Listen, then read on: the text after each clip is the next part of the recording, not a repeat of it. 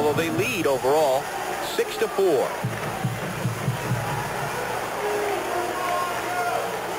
Doug Giesler will be kicking off for Rutgers.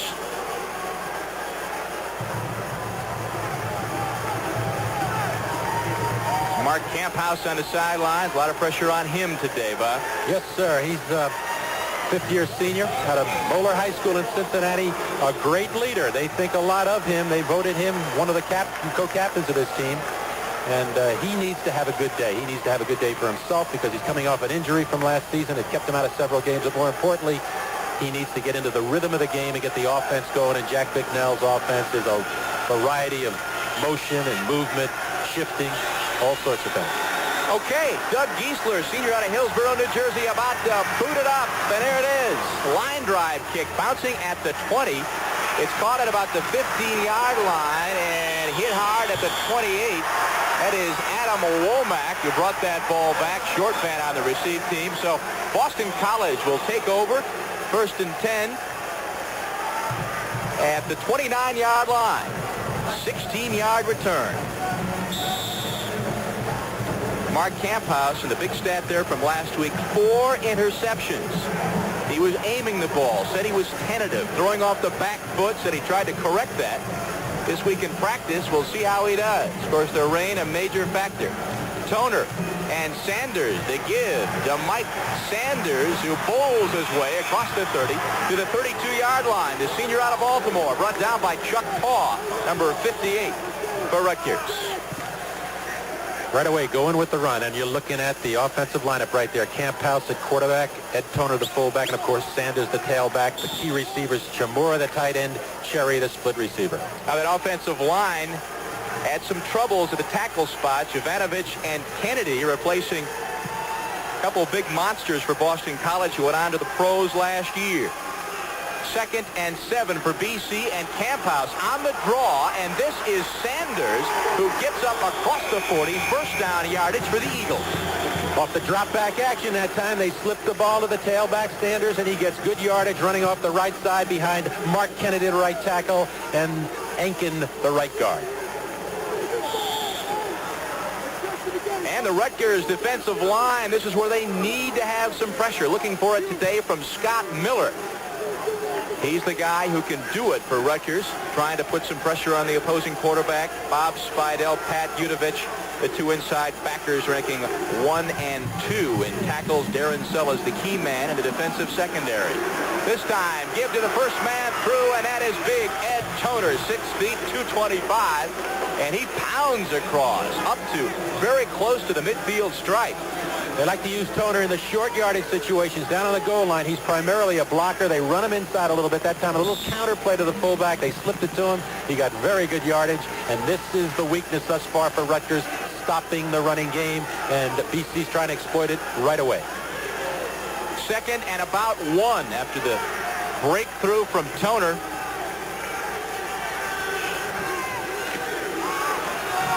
Sanders bouncing off the plug, and he is through the 30, 25, and watch him go down to about the 17-yard line before he's finally stopped out there by Vaughn McCoy. And Sanders, a 34-yard run, looked like he was plugged up at the line of scrimmage, but he bounced off Bob and kept the legs pumping.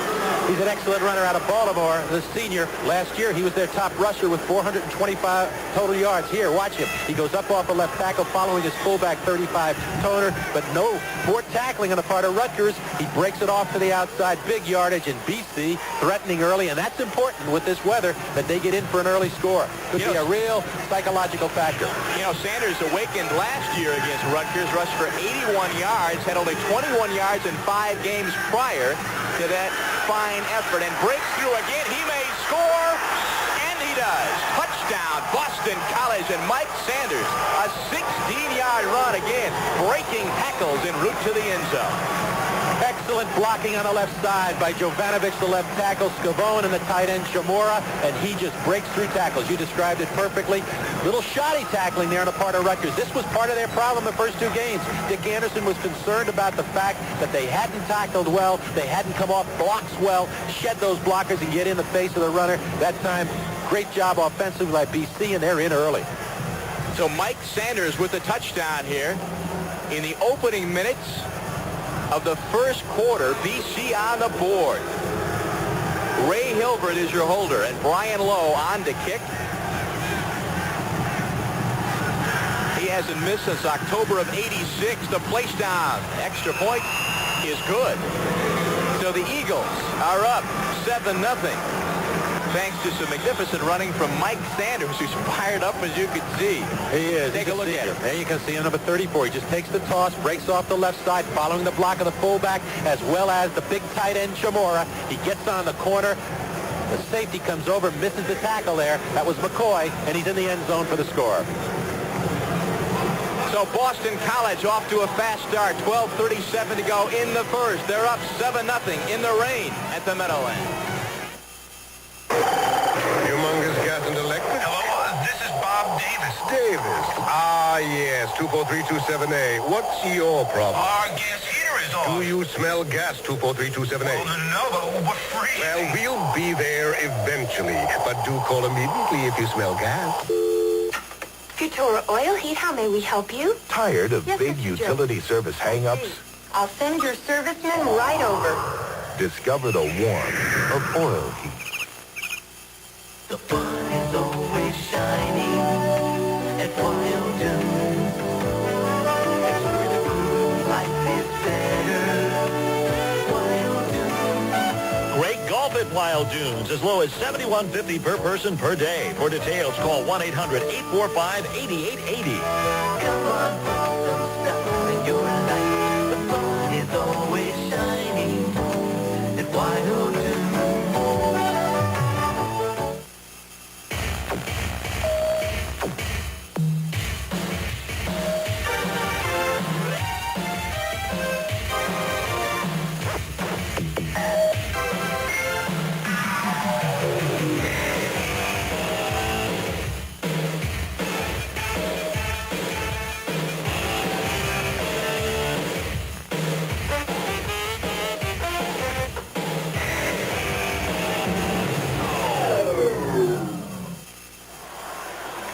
The rain continues to fall. Didn't bother BC much in their first series of this ball game. 7-0. Eagles on top of the Scarlet Knights. Rutgers about to receive, and Dick Anderson on the sideline. Put up that hood there, Dick. Come on, stay dry, buddy. He's pouring down, and he knows what he's in for now. He's trailing 7-0 early in the game. They went right at him with the run, the thing he was most concerned about. What about going down to a 7-0 lead in the first series like that? Just bang, bang. How does that hurt you Oh, it's psychologically? very discouraging because now the pressure goes right on your offense to get back in the game, but the weather conditions dictate a lot. When you get a lead like that, specifically a touchdown, that's a big jump, and of course, it really gives tremendous confidence to Boston College, who couldn't move the ball that well last week against Pitt. They come in, they score early here.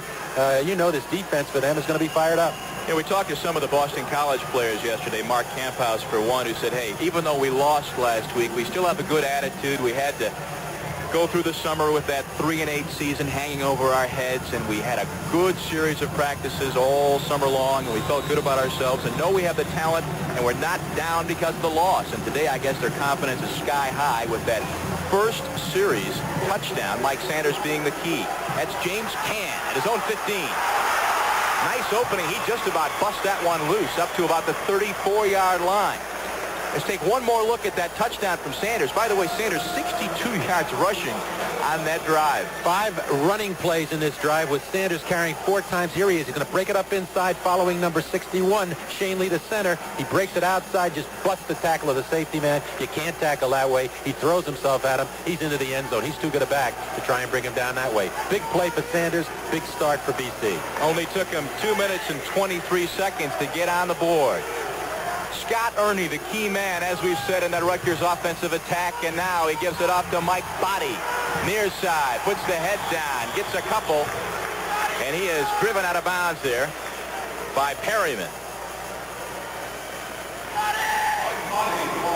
Mike Body, who last year rushed for 148 yards in the same game against Boston College. There's a look at the backs and the receivers. Tyrone McQueen, the most dangerous of the wideouts on the offensive line. Bill Milano has been playing well at left tackle.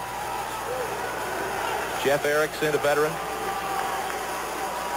Just under 12 minutes to go.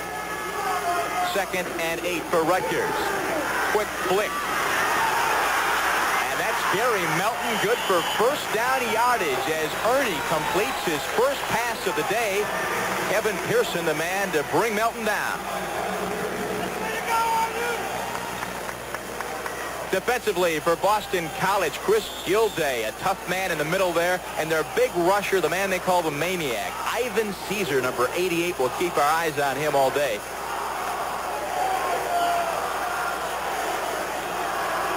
Linebackers, defensive backs. Jack Bicknell calls Matt Kelly as good a linebacker as he's had. Lobby and Duran, the key men in the secondary. Here's Jimmy Cann, who jumps across very close to midfield where Matt Kelly and Ron Perryman combined. Kelly, top tackler in last week's ball game, had 13 total tackles and a fumble recovery.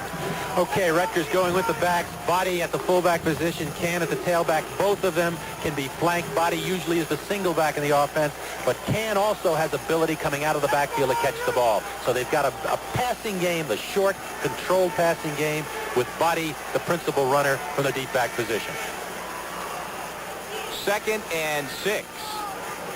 Cann, second man through. He's hit at the line of scrimmage, and again, I believe that was Kelly in there to make that initial hit. Senior out of New Canaan, Connecticut. He had 7 solo tackles last week alone against Pittsburgh, a 2-year starter, and he follows a long line of fine linebackers over the years at BC. But he's the most recent one. There he is, from New Canaan, Connecticut.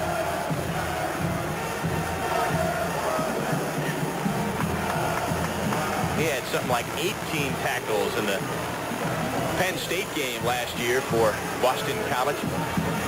3rd and 4 now. Mike Body, your single setback.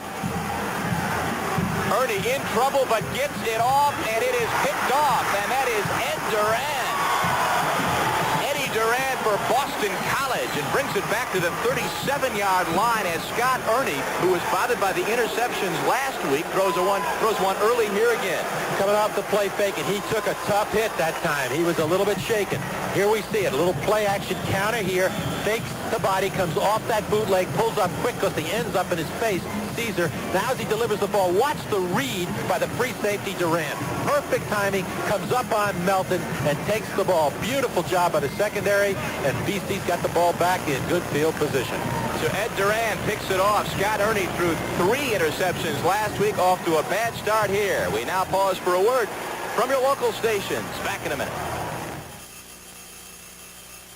You're looking sharp, you're looking good. You've come so far, and we know how to make the most of who you are. Where the race is run, you're the champion. Gillette, the best. The Gillette Actra Plus system and Gillette Foamy Shave Cream, together the best a man can get.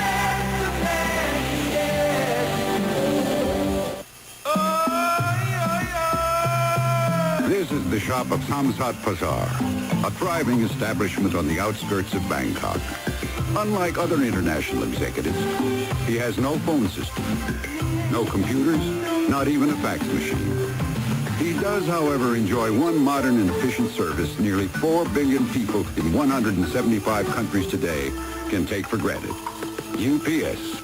We run the tightest ship in the shipping business. Now at your Jeep and Eagle dealer, it's Double Cashback Day, featuring double cash back. Direct from Chrysler on new Eagle Premiers, save $2,000. Double cash back on Eagle Summit, save $1,000, and $1,000 back plus factory to dealer incentives on Jeep Cherokee. For big savings, see your Jeep and Eagle dealer before double cash back splits. See your Tri-State Jeep Eagle dealer, where you can always expect the best. Eddie Duran perhaps receiving a congratulatory call from the president. I'm not sure. Eddie Duran, who I'm sure has got plenty of friends and family in the stands today, being from North Bergen, New Jersey. Watch the hit Ernie's going to take. Gilday 59, the nose tackle makes the hit. The ball, 15, Melton had trouble finding the football and gave Duran a chance to find it before him and make the interception. So BC, their second offensive opportunity of the afternoon in Camp House, gives it off to Timmy Frazier, the tailback, and he's hit by Udovich at about the 41-yard line. Here's Frazier now. They start to alternate the tailbacks. Frazier, a junior out of Lynn, Massachusetts, third leading rusher last year with a 5.3 average, really has speed. He had injuries in '88 that hobbled him at times, but the tandem of Frazier and Sanders can put a lot of pressure on you from the tailback position. Pritchett and Scarrett, the receivers. Up top, Camp House will not throw, gives it to Frazier. He's got a little room across midfield.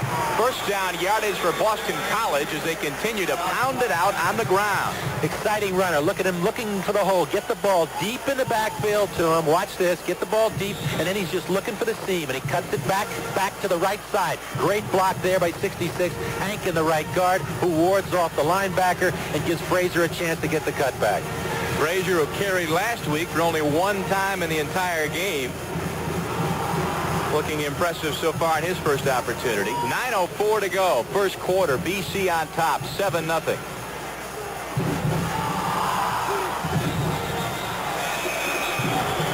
Flag thrown. I believe it's too much time. That's it. You called it.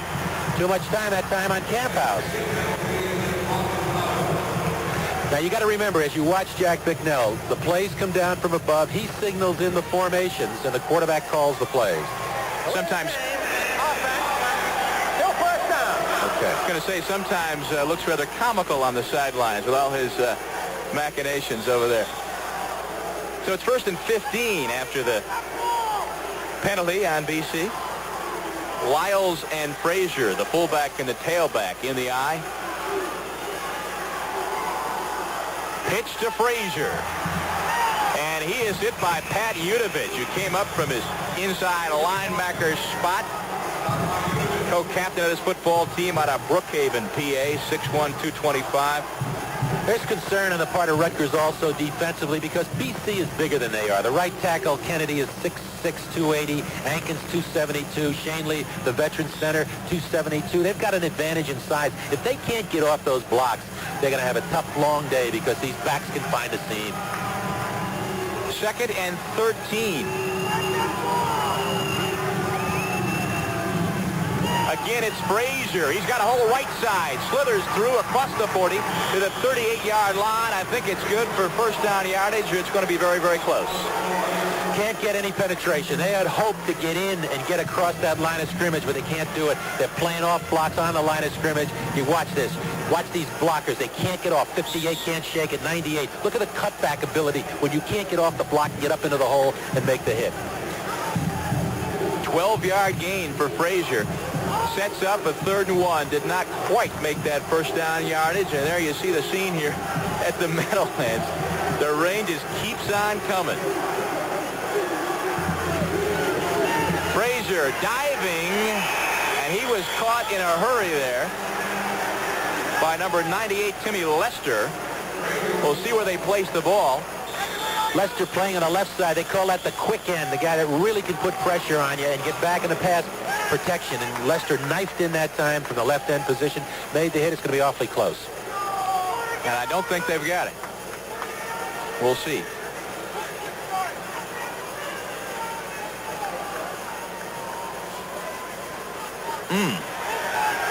They've still got a foot, looks like to me. Okay, first big decision here. With the rain the way it is, leading 7-0, I wouldn't be a bit surprised. They're going to go for it here. There's no big risk. Watch from the right side of the screen as you'll see number 98 hit the play, hit him low, never give him a chance to vault the line of scrimmage. Great play by the senior Timmy Lester out of Glassboro, New Jersey. Jack Bicknell says, let's do it. Lyles and Sanders in the ball game in the I formation. Who's going to get it? Neither one. Camp House to throw. He is pressured and he is sacked in the backfield. Lester gets the tackle.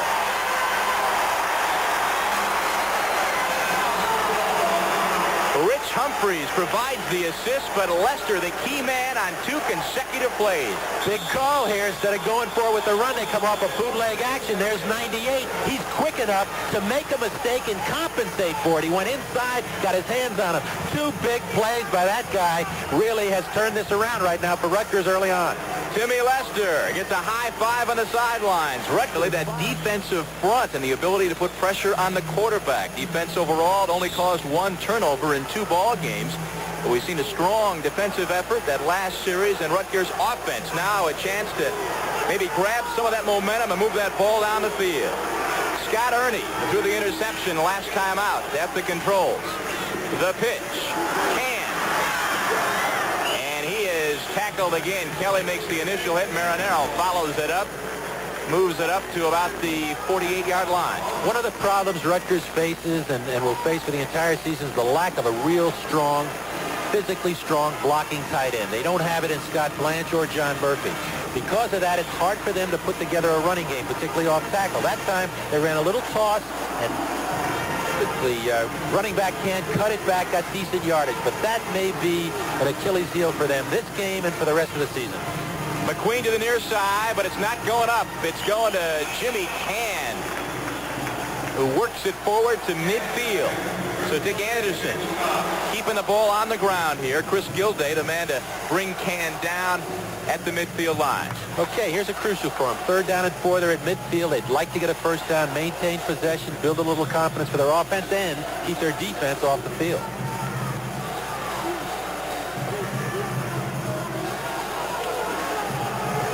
Third and 4. Body in the backfield, Can in motion. The give is to Body. The fullback tries to turn the corner. He does so. First down yardage, Rutgers. Really close, really close. Good defense on the corner. They came up, kicked him out of bounds just a little bit short of the mark. This is going to be a good call, and another one now for Rutgers if they don't make it. Will they go for it? I thought he stuck that foot in there, but apparently it is going to be very, very close. So Dick Anderson now with a similar... Wait a minute. First down. If the nose of the ball touches that hole, if it's even with it, it's a first down. And made it by about an inch, didn't it? So I guess my first instincts were accurate. Your instincts were excellent, yes. So first down yardage for Rutgers. And Dick Anderson, probably relieved, didn't have to make that decision whether to go for it on 4th and inches. Scott Ernie and company, their first down of the afternoon. Fitz Hall up the middle. Junior out of Trenton.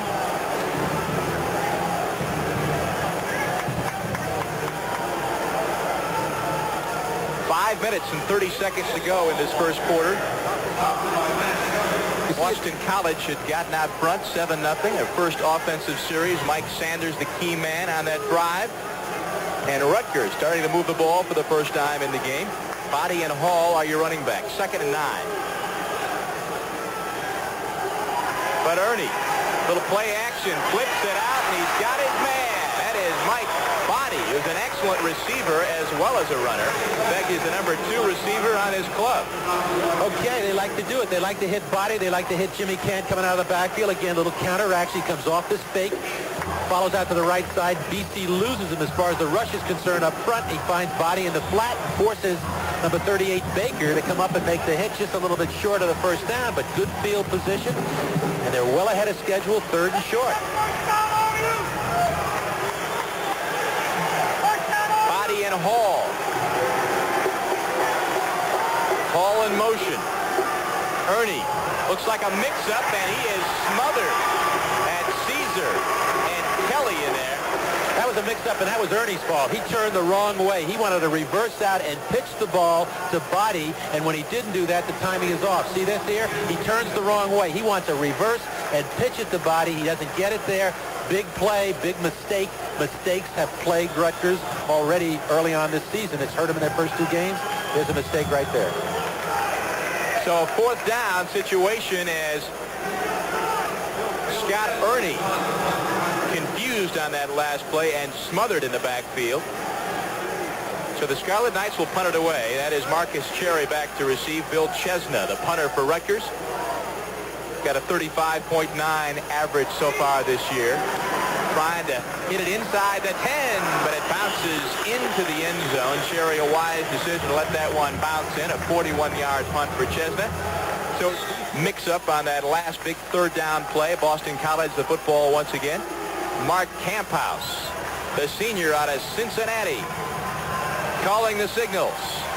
Try to bounce back from a rough opener last weekend where he threw 4 interceptions. This time gives it off to Mike Sanders, the senior out of Baltimore, who was the key man in the opening offensive series. Sean Williams brings him down. They're alternating tailbacks. Sanders and Toner this time back in as a tandem. Before it was Frazier and Lyles at the fullback position. So they've got 2 tailbacks. They're alternating them. Right now, Sanders is the big guy, the workhorse.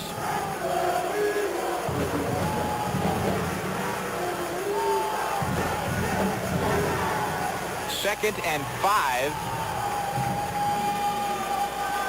Toner basically grinding it out straight ahead. You know, Camphouse last week had a tough time, as we mentioned, throwing 4 interceptions and got banged up, as we mentioned. The offensive line had a tough time protecting him. In fact, at one point, he even had to come to the sideline and change his face mask because he'd been hit so hard, the darn thing was bent. He had his troubles because Pitt is an outstanding defensive team, a veteran defensive team, and they put a lot of pressure on over his offensive tackles, Jovanovich and Kennedy, both young, potentially fine players, but inexperienced. 3rd and 1. See if he doesn't give it to the second man through, and he does. Mike Sanders, lots of room, 40, 45, midfield, and Sanders again, a big gainer. Vaughn McCoy finally grabs him and pulls him down. 24 yards for Mike Sanders, who's been the key man in the Eagles' attack so far today. Poor job defensively. Watch this on the right side. The defensive end, the outside linebacker, comes up too wide. He gets kicked out, creates too much of a hole for his linebacker and his tackle to hold up. And number 12, McCoy, the safety, comes up too tight on a poor angle and he can't make the play. So the Eagles in Rutgers territory once again. Sanders the call once again. This time, as Bob Spidell comes up from his inside linebacker spot to make the hit. He's the top tackler on this team, as he was back in 1987. Spidell missed all of last year, recovering from a terrible automobile accident, but he's back to his form from 2 years ago, and the Rutgers club is happy to see that. Minute and a half to go, first quarter. Boston College of football. The rain has subsided somewhat, but it's still coming down, a very fine mist. Boston College with their innovative offense, almost always a new look for you as Camphouse overshoots his man. That was Marcus Cherry, the preseason All-American candidate. First ball, it's come his way, but Camphouse just overshoots him. That time he had good protection. He had plenty of time as Cherry came down, just turned back to the football, and he threw it poorly. Threw it behind him. Little wet track there. Cherry couldn't get his feet under him, but the pass was poorly thrown, and that's really the first time he's had to throw the ball. As you watch, as he throws the ball, watch his left foot, the water that comes out of it. That field is wet. I think if he maintained his balance, that's a caught ball. 3rd and 10 now. Camphouse again to the air, and this time, no slippage, no overthrowing. Cherry just dropped the ball. He dropped it. It was a little bit behind him. He could catch it. I think it's wet, quite frankly, and he didn't handle it, and that was the problem. Watch this as he comes down. He's going to break out here towards the sideline. Watch the ball a little bit behind him. It's catchable. He didn't hold it. He's got those gloves on, as you can probably tell, but unable to hang on. Brian Lowe does both the kicking and the putting. Gets one off here. And back to receive, that is Vaughn McCoy. Dashing outside. There's a flag down. In fact, a couple of them out there. Ball pops loose to about the 33-yard line. A 17-yard return by McCoy. As they're still wrestling over the football down there, the officials discuss the penalty flags. Boston College thinks they have the football. It's going to be very interesting to see what this comes up. 2 flags and the possibility of a fumble on one play. Next Saturday, right here on Great American Independent Football from Mikey Stadium. Out of the ACC, it's Wake Forest against the Army Cadets. Army's got their hands full today with Syracuse, Bob. They got their hands full, but nobody likes to play Army. They run that wishbone so well that they create problems for you. It'll be interesting to see how they hold up against Syracuse. That'll be a big game for them next week up at home as they open up at home with Wake Forest. I think they've come to a conclusion. Let's see if we can pick it up. The conclusion is that the ball was dead. The penalty's going to go against Rutgers. You got a 5-yard delay. Fair catch. And the runner ran. Dead ball foul. They got a 15-yard personal foul against Boston College. They'll be dealt with in the order of occurrence. How do you get a clip on defense? I got to figure that one out against Boston College as they were trying to... That was a personal foul, I believe. Clip. I beg your pardon. Yeah. Okay. That was one of the more unusual calls you're going to hear. Probably one of the more lengthy calls you'll hear, too. So the end result is... Rutgers is good. Receiving team, both dead ball foul. That's the referee, Michael Donato, giving us that information. Thank you, Michael. The result is that Rutgers has terrible field position. Long way to go. But they do still have the football. Right. And that is Ernie trotting to the sidelines. He's got a moment here.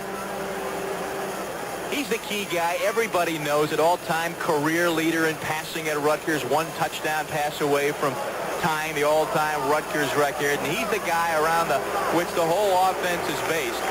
And I wonder if he's feeling too much of the burden coming off the 2 ties, Bob. They do too much. Well, you know, he's determined. He's been the spokesman for the team. He's very positive about the future, and I know he believes it, and he may be trying too hard. But he's got his work cut out from here. Trailing 7-0. The ball is pushed back. Here he starts out 1st and 10 with the ball inside his own 5-yard line. It's 1st and 20 inside the 5-yard line. Handoff to begin this series, and the give was to Dwight Giles, senior fullback out of Rahway, New Jersey. Got to work their way out of awful field position as you see the clock ticking down here to mark the end of the first quarter. There's Giles, number 34. Perryman and Gilday combined to make the stop on Giles.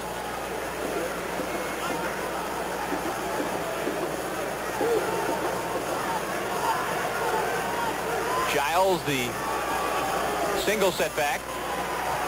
Quick flip out, and it's incomplete. That ball thrown for number 18, James Garantano, excuse me. That time he just tried to throw a quick out, had 2 wide receivers to each side, spread the field, tried to get the ball outside, figuring Boston College is laying back in a zone coverage. The ball was not controlled by the receiver again. It's going to be tough to throw this football, and especially in this field position. Here we go again. 3rd and 17 for Scott Ernie, who might be a little gun-shy with 3 picks last week and 1 already here in the first quarter. Pressure, runs, nice move by Ernie, 20, 25-yard line. Good field presence. 18-yard gain, and Scott Ernie makes something out of nothing. First down for the Scarlet Knights. What a big play. They did not want to have to come up and punt the ball and give it back to BC in great field position. Look at it open up in the middle. His offensive guards and centers created that by blocking out, and they got a couple of blocks downfield for him. Away from home for Rutgers since 1976, and we see the stats here in the first quarter, Bob, and the rushing yardage, the key difference so far. No question about it. 126-37. BC came out running the football, controlling it on the ground, getting an early score.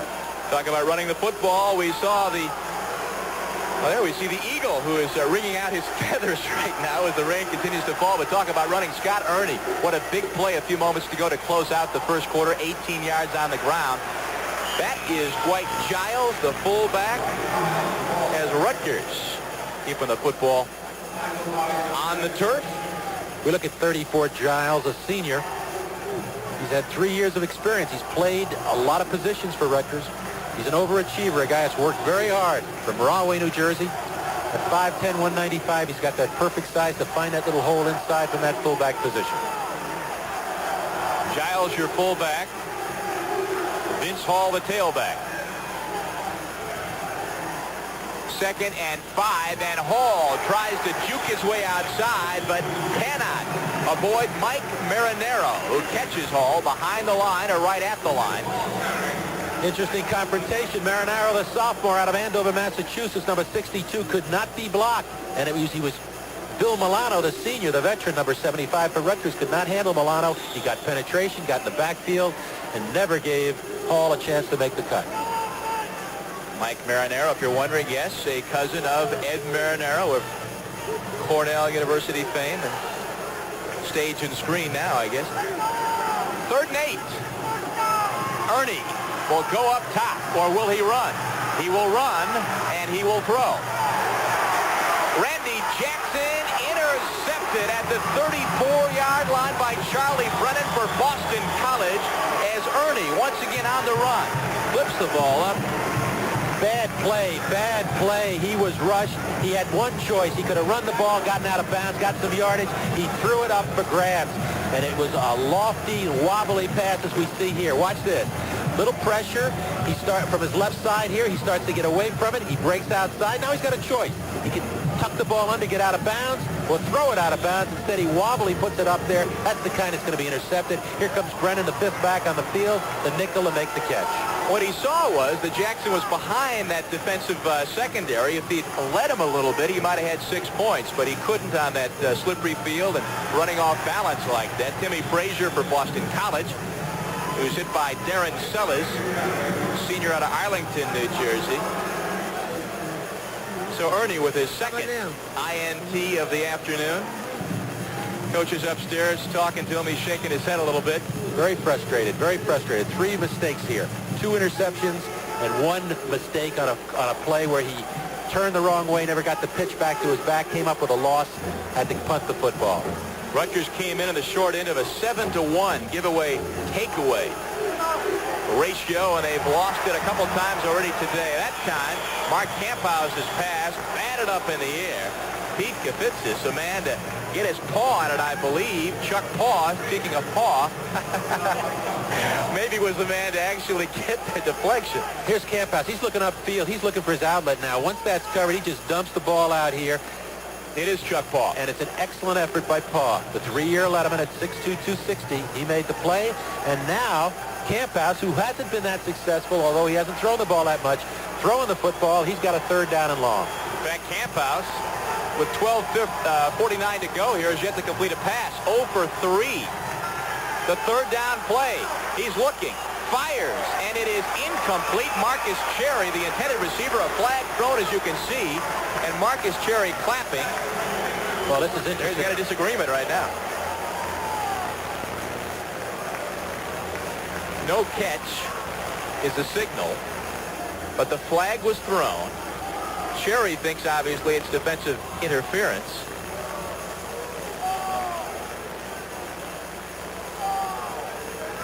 That's what it is.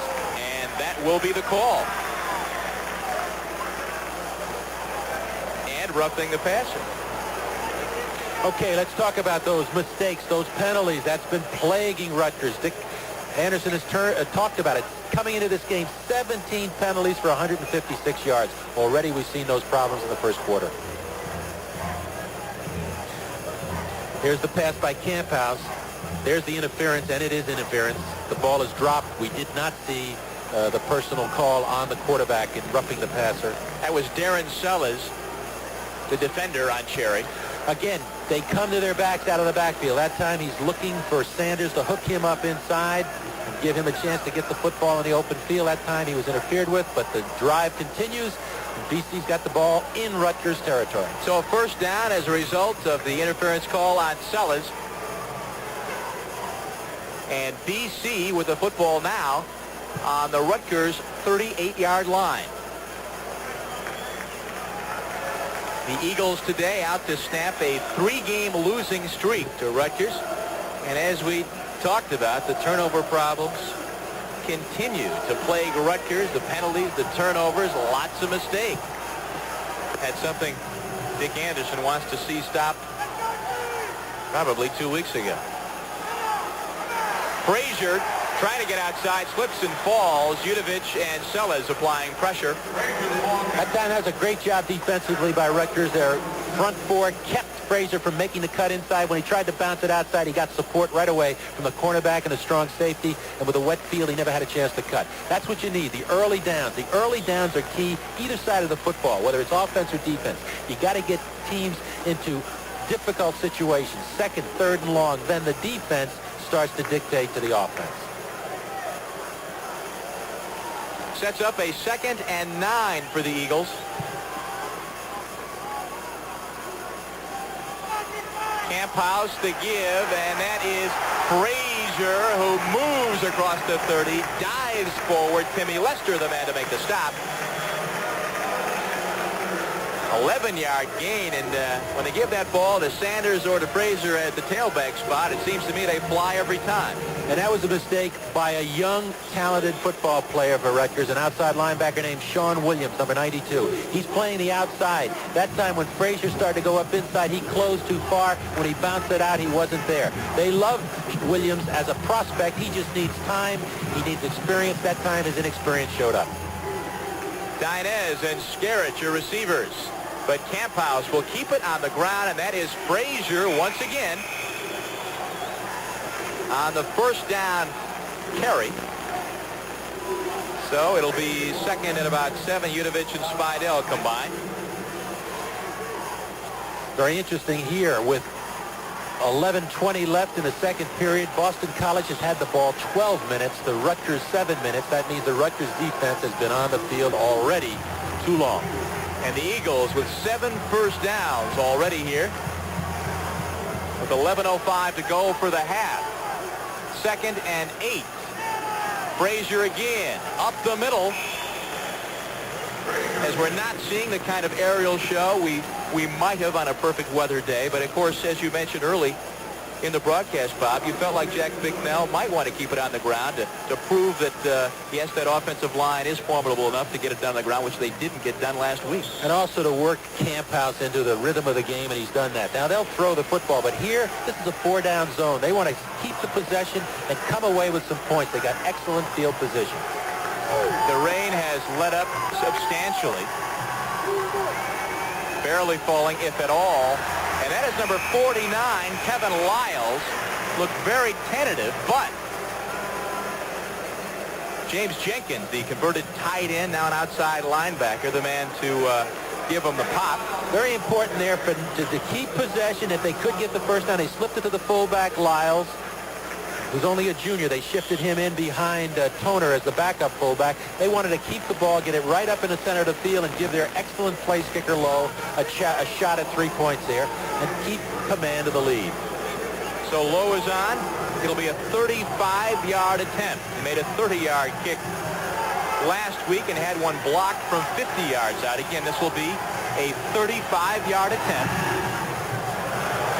And it's no good. Wide left, and Lowe, who happens to hold about every kicking record in the books at Boston College, unsuccessful off the turf here from 35 yards out. So Boston College comes away empty. They still lead, though, with 9:36 to go.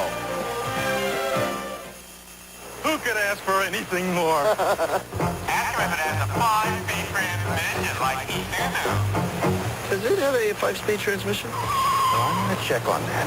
Ask him if it has a bigger payload than Isuzu. Ignore him? Or better mileage. Does it? Not exactly. No! Ask him why it costs hundreds more than Isuzu. No! Right now, you can save big bucks on the pickup during Isuzu's Take It to the Bank sale. You're looking sharp. You're looking good. You've come so far. And we know how to make the most of who you are. Where the race is from. You're the champion. The Gillette Atra Plus system and Gillette Foamy Shave Cream, together the best a man can get.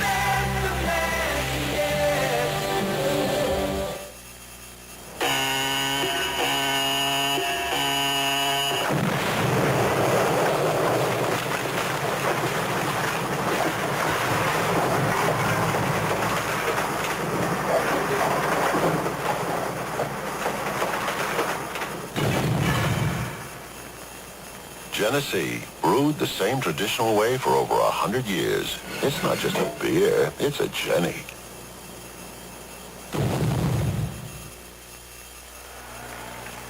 Well, the Eagle, a little disappointed right now after Brian Lowe missed the 35-yard attempt. And, Bob, what about the new rule in college football this year, no tees? You think that could have an effect on a guy like Lowe?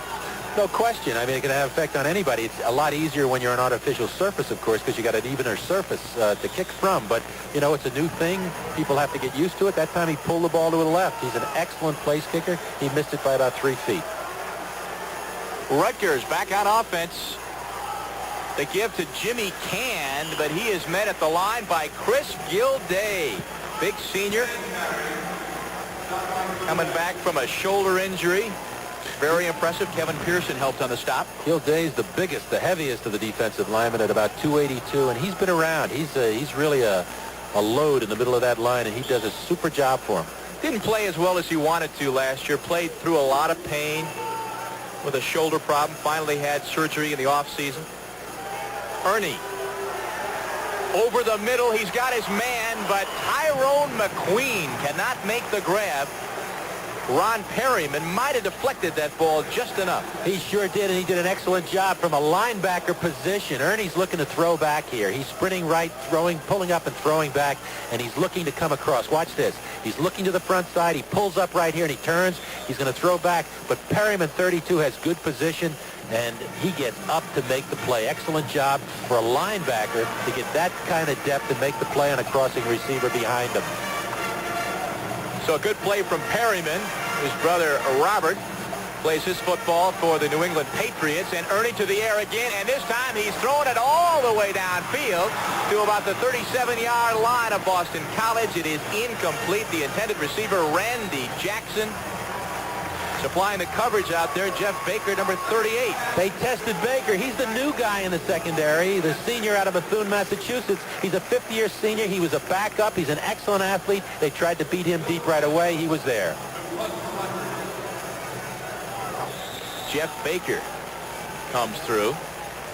Bill Chesna then will make his second punt of the afternoon. No pressure, and a weak punt. There in the white cap is head coach Jack Bicknell, who has his roots right here in the New Jersey area. Assistant coach at Boston College, went on to become the head coach at Maine and came back to BC in 1981. He's from North Plainfield, New Jersey. He went to Montclair State here in Jersey. Mike Sanders, a couple yards on the right side, and all fired up there is Joe Savoy, who was pushed back from his starting position this week to a backup tackle slot. They like to play Savoy in the early downs against the run. He's very tough against the run. He's a veteran. This is his final season. They can't use him in the later downs when they've got a passing situation. He doesn't give you the rush, and that's why they're starting to move Scotty Miller in there. Kofitsis is a nose guard, and Chuck Paul. But he's good against the run. That time he made a big play.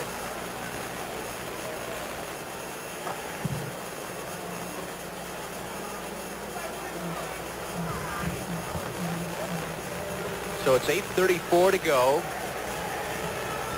Holding call, apparently against Boston College.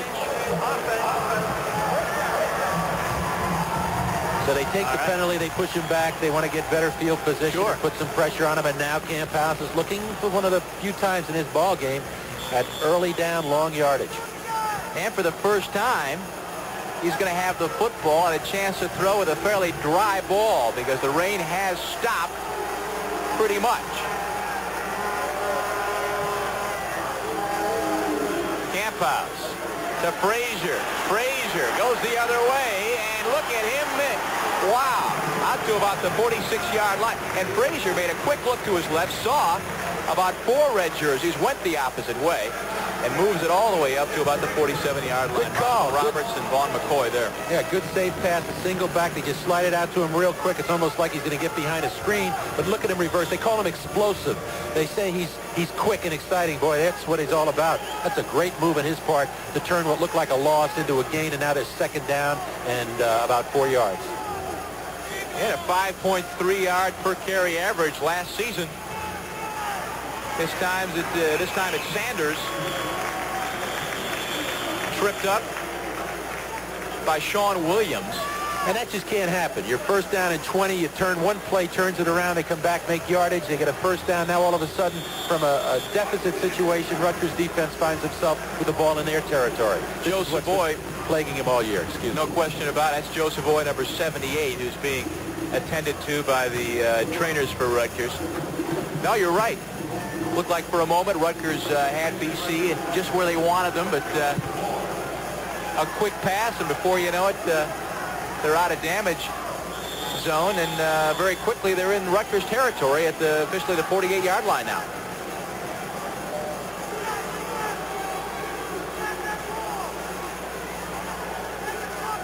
First down, Boston College. They lead 7-0. 7:17 to go for the half. This time, though, Sanders in trouble in the backfield, and James Jenkins gets the tackle behind the line of scrimmage. Jenkins, the junior from Staten Island. And they like this kid, don't they, Bob? They like him a lot, but the guy who makes the play is Scotty Miller, number 99. He gets the penetration. He has the quickness. They're expecting him to arrive. See number 99 get right up in the face. He creates Jenkins the back to hesitate, and from the outside, Jenkins makes the play. They've got to get Scotty Miller into their defensive scheme. They lost him last year to a knee injury. He's been slow returning to the form of the past so far this year. So Miller and Jenkins combined, a loss of 4 yards, and again, Rutgers defense comes up big. That's Pat Udovich, who stops Sanders. And Rutgers defense coming alive. They've been on the field a lot today, and they've been sort of giving, but they really haven't broken except for the first drive when BC got their score. But they can't stay on there forever, but they're doing their job. They just got to get the ball back, and the offense has got to get in there and take some pressure off them. So 3rd and 13 for BC. Dick Anderson looking on. Very disappointed last week in the performance of his defense. Up front especially. We're not getting off the blocks. They are right now. But a big 3rd and 13 play. Mike Sanders again.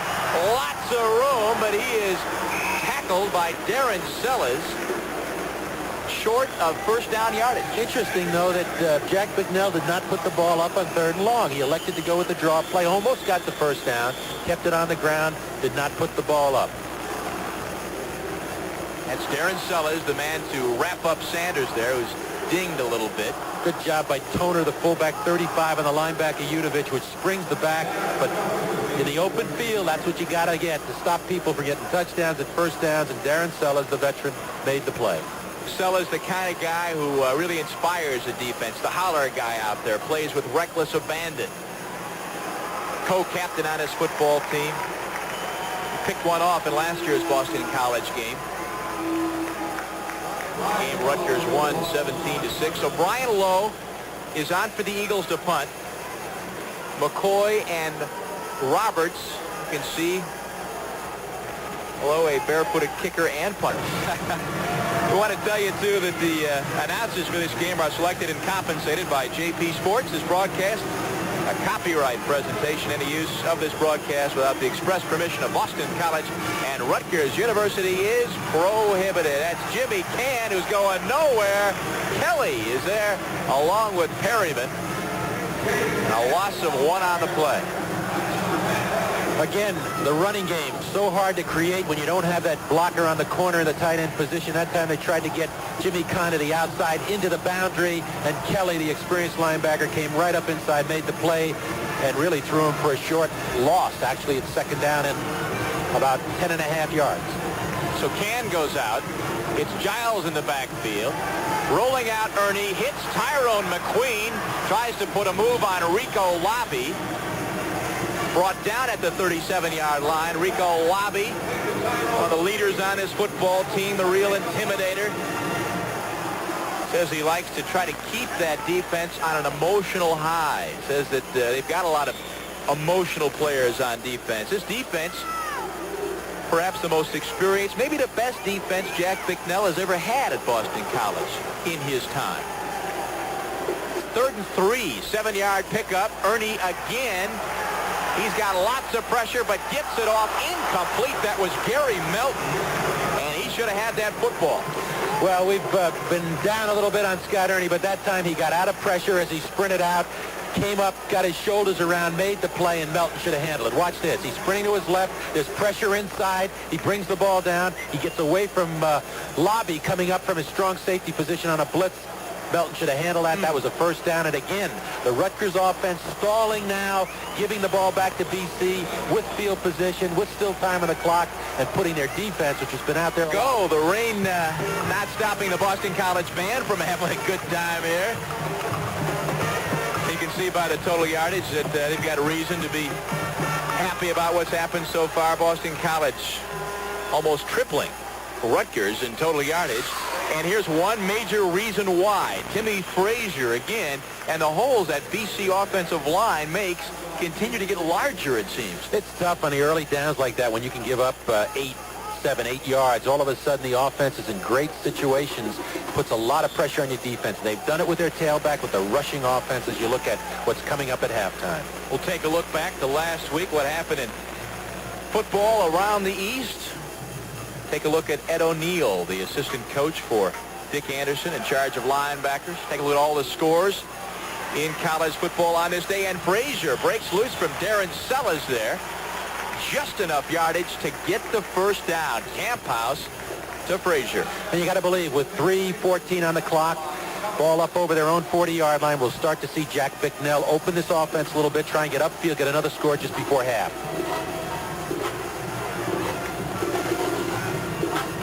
Camphouse, who last year had that severe break of the jaw, said, gee, I don't know if I'm ever coming back, but he did make it back. Played the last couple of games of last season, and he won the starting job over Willie Hicks and Mike Power this summer, trying to gain some confidence as Frazier just bowls his way forward. A flag dropped on the play.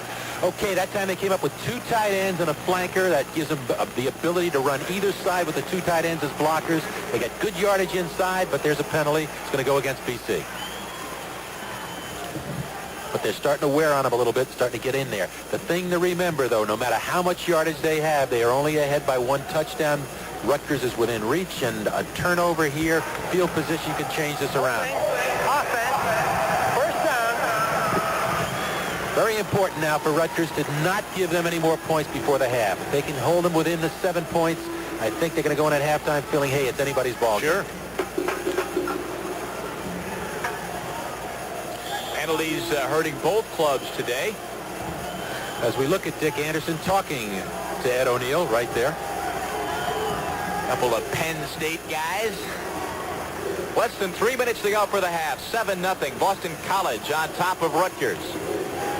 Mike Sanders, and again a Mack truck-sized hole there. Mike Bouchard gets credit for the stop on Sanders as he moves the ball out to about the 41-yard line.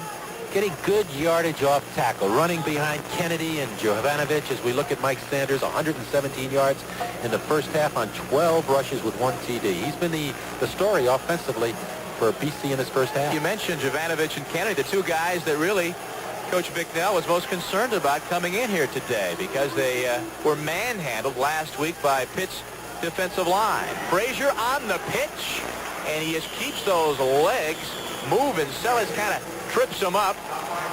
Again, it comes back to the point that was made by Dick Anderson, the coach of Rutgers, that his defensive down people have not been able to get off blocks and get up into the ball carrier, and that's what's happening now. The offensive line is maintaining their blocks and giving those backs like Sanders and Frazier a chance to cut. And you're in trouble because as you look up, you got strong safeties making tackles, cornerbacks making tackles.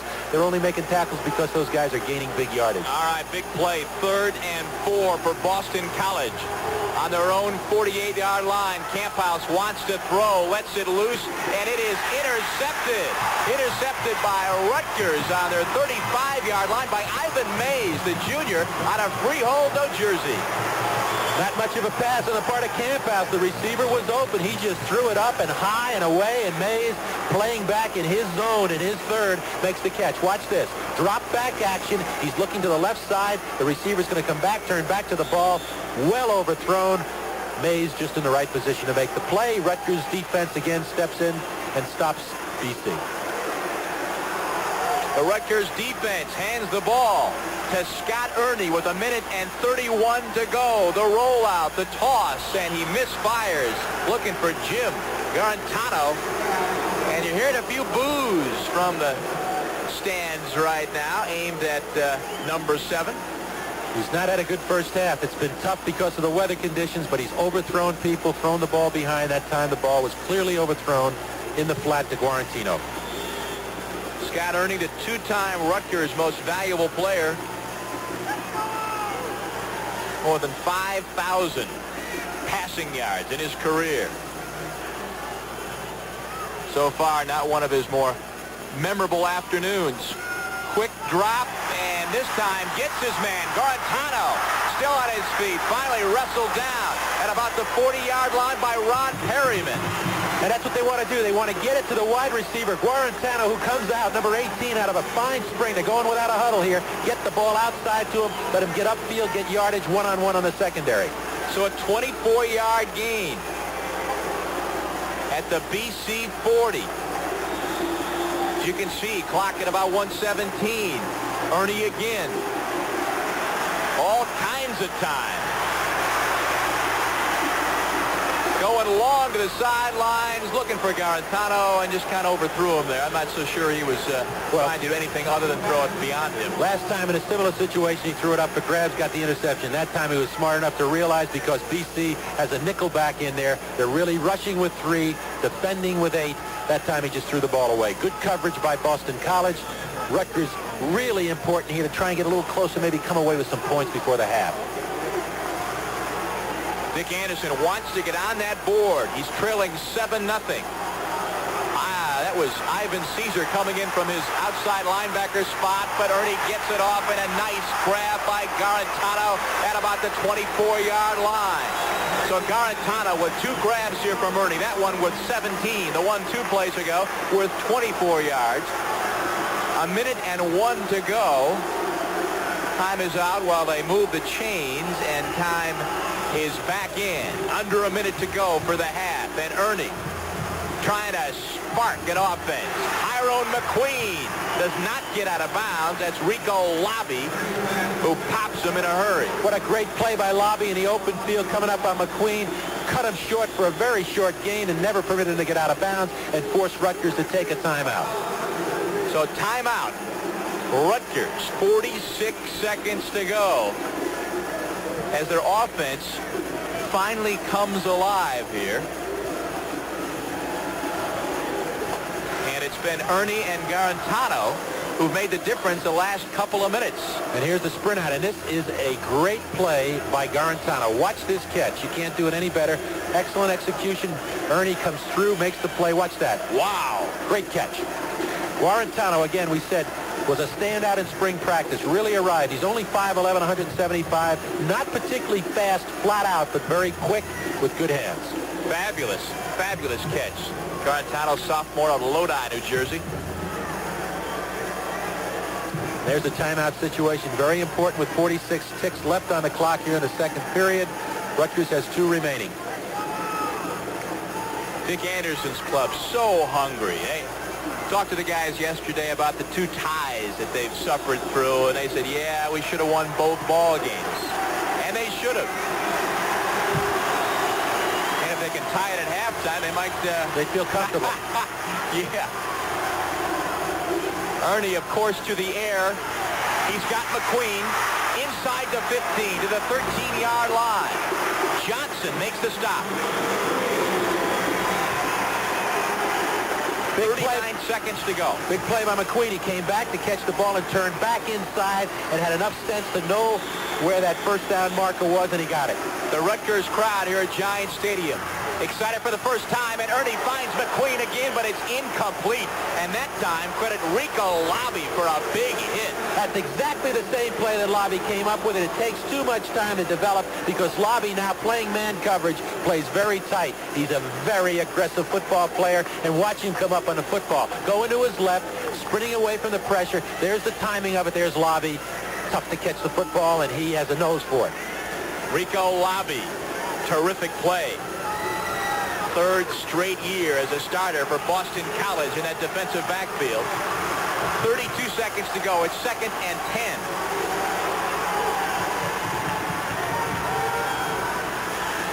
Ernie, Caesar on top of him. Lets it go for the end zone. A flag is dropped. The ball is caught by Johnson.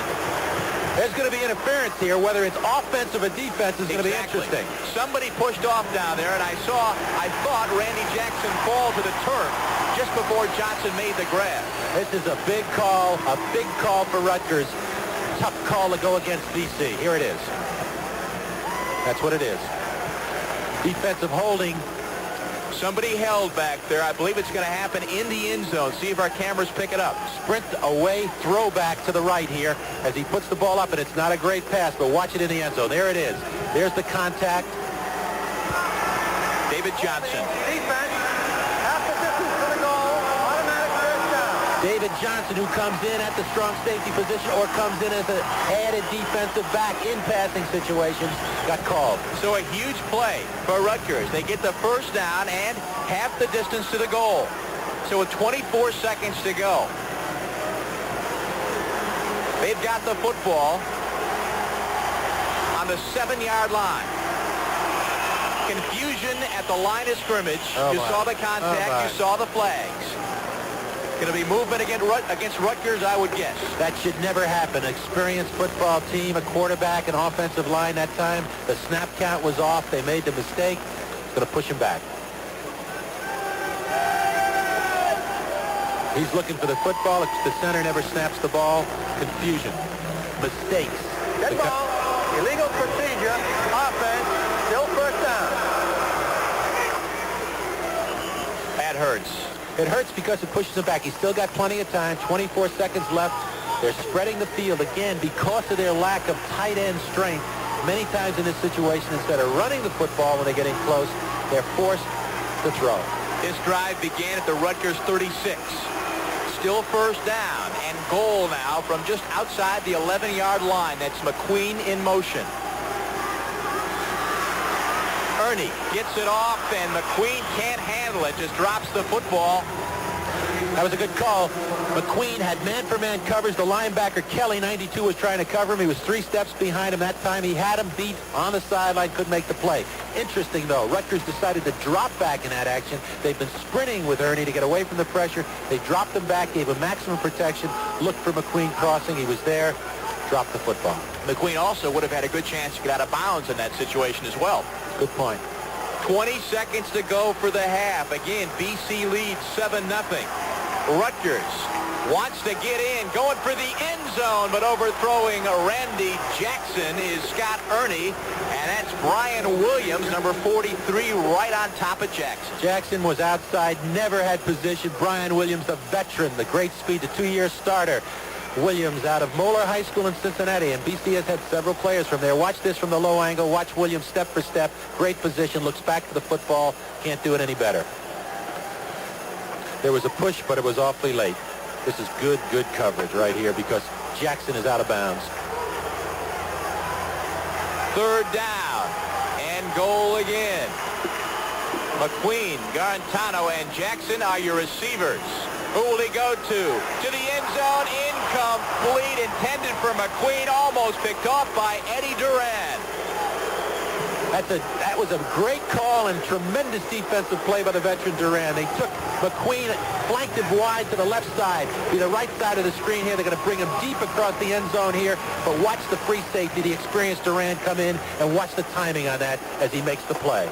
He looks open, Duran saw it all the way, forcing Rutgers now to try and get at least 3. So 3 shots from the 11. None of them come through for Scott Ernie and the Rutgers Scarlet Knights. So Doug Giesler is on 28-yard attempt. He made a couple last week, one from 28, and this one barely makes it.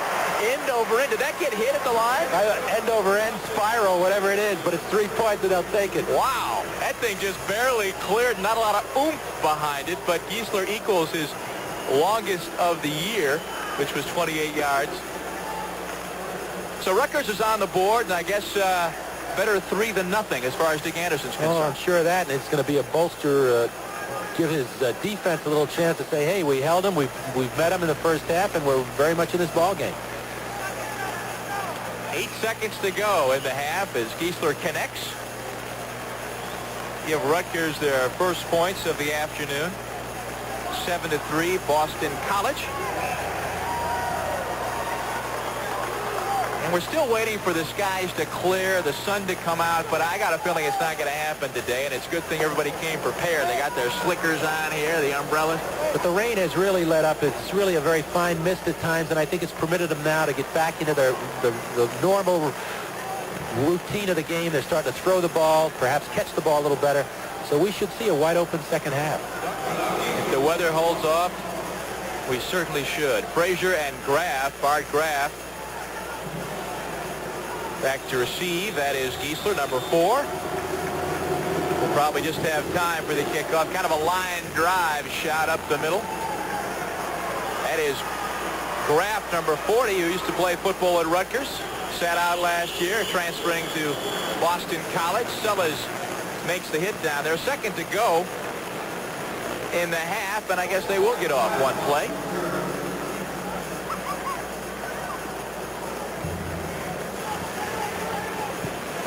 There's Dick Anderson. I think he's got to feel good. The way they started off the first drive, BC getting a touchdown and him looking at a long first half and then realizing now as he goes in at halftime only trailing 7-3, he's got to get his offense together, keep his defense alive. They're very much in this ball game. One final play for the half, and it's a handoff to Sanders, who grinds over tackle for 3 or 4 yards. He may be a factor in the second half because he is an outstanding athlete. Mark Chamora, number 89, the tight end. And as we look out of our position here in the 50-yard line at Giants Stadium, I'm sorry to tell you, I see mist again beginning to fall. So I think it's going to be with us on and off all day long. And number 89 is the gentleman that Bob was just referring to, Mark Chamora. And Bob Bicknell, number 84, talking to him there, the backup tight end. And yes, that is the son of head coach Jack Bicknell. The second son to play for Jack Bicknell. That's right. His son Jackie was a starting center on a bowl team for him, and Jackie now is an assistant football coach at the University of New Hampshire. Boston College. Brian Lowe kicks it off. Jimmy Cann inside his own 10, right up the middle, still on his feet, driven down at the 37-yard line. 31-yard return. And that's what you like about Jimmy Cann. He puts excitement into the ball game. He's a determined athlete. You had a good conversation with him. Yeah, we did. He really expressed a lot of optimism about the future of this football team. Said, hey, we know we're good. We know we can beat Boston College. We played the same football team, largely composed of the same players, at least on defense. We feel good about what we have to do, and we can beat them and will beat them. So far, though, BC with a 7-3 advantage. Rutgers the football, and Giles the carry across the 40. He's brought down by 4 Boston College tacklers. Matt Kelly probably got the biggest piece of him on the near side. How interesting. They put the tight end, Scott Blanche, to the right side of the formation. They run a sweep away from him into the sideline, and they make good yardage. Very interesting, deceiving, trying to change perhaps the keys for BC. 2nd and 4. Still nobody. It's Giles and Cann in the backfield. And Cann gets the call. Chris Gilday wraps him up at the 44. Okay, coming out with the run in the second half right away, trying to get at him, get first downs, get some field position, utilizing their backs in the running game.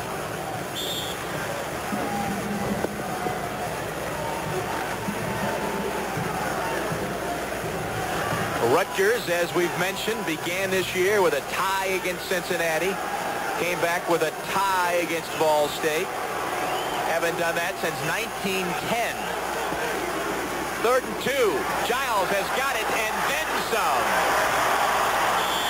Inside the BC 45 where Rico Lavi shoulders him to the turf. Again, running back away into the sideline, back away from the wide side of the field, the strength of the formation, little toss, they motion back, they get on the corner quickly, good block on the corner by 15, Melton coming in from the flanker position, which gave him permission to give him a chance to get upfield and get another first down. Giles 5'10", 195. 12-yard run. First down, Rutgers. The BC 44, and Jimmy Can sees some daylight. Eddie Duran tackles him at about the 35. So the running game for Rutgers beginning to show some life. Little counter here. Gets the ball deep. He breaks, starts to his right, breaks back to his left, follows number 76, Hyros, the tackle into the hole, gets into the secondary and forces the safety to make the hit. So Jimmy Can,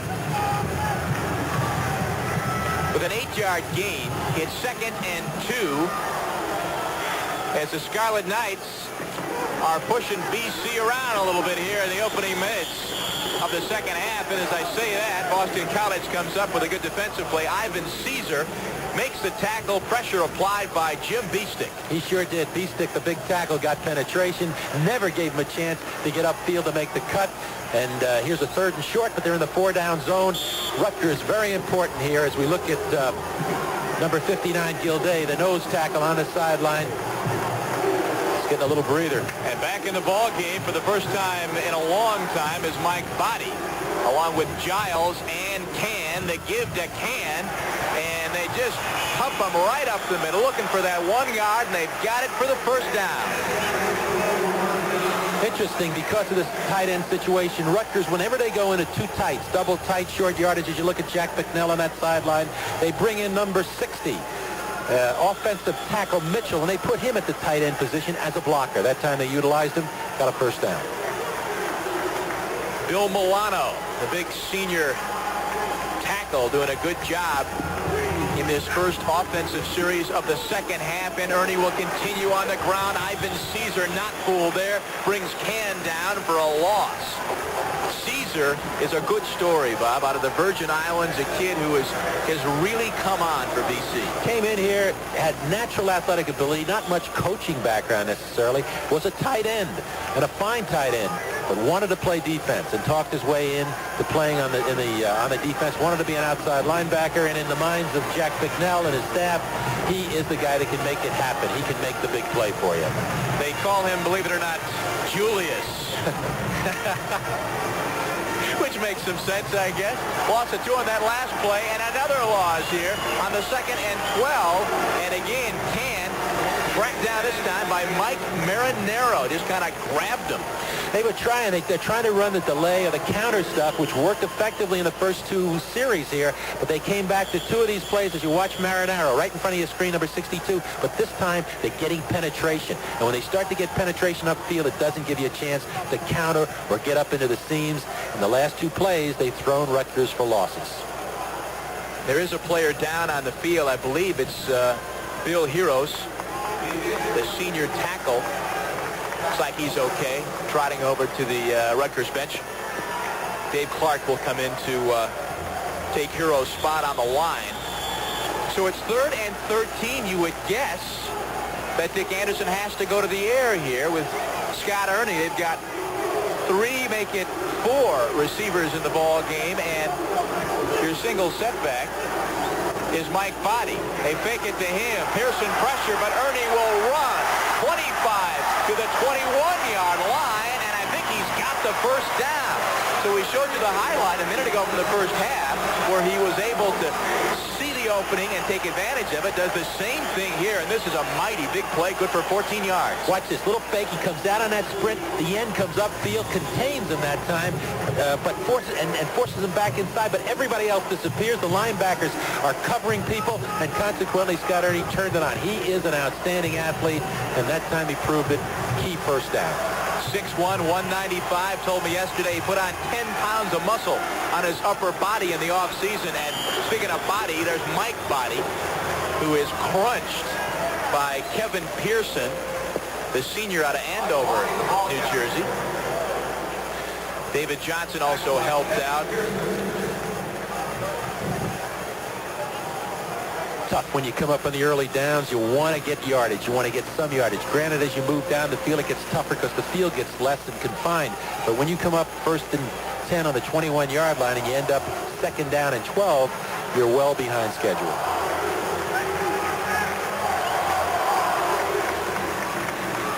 Ernie The sprint out, loses his balance, gets it off, but look out, up for anybody, and it's incomplete, and Rutgers is very, very lucky.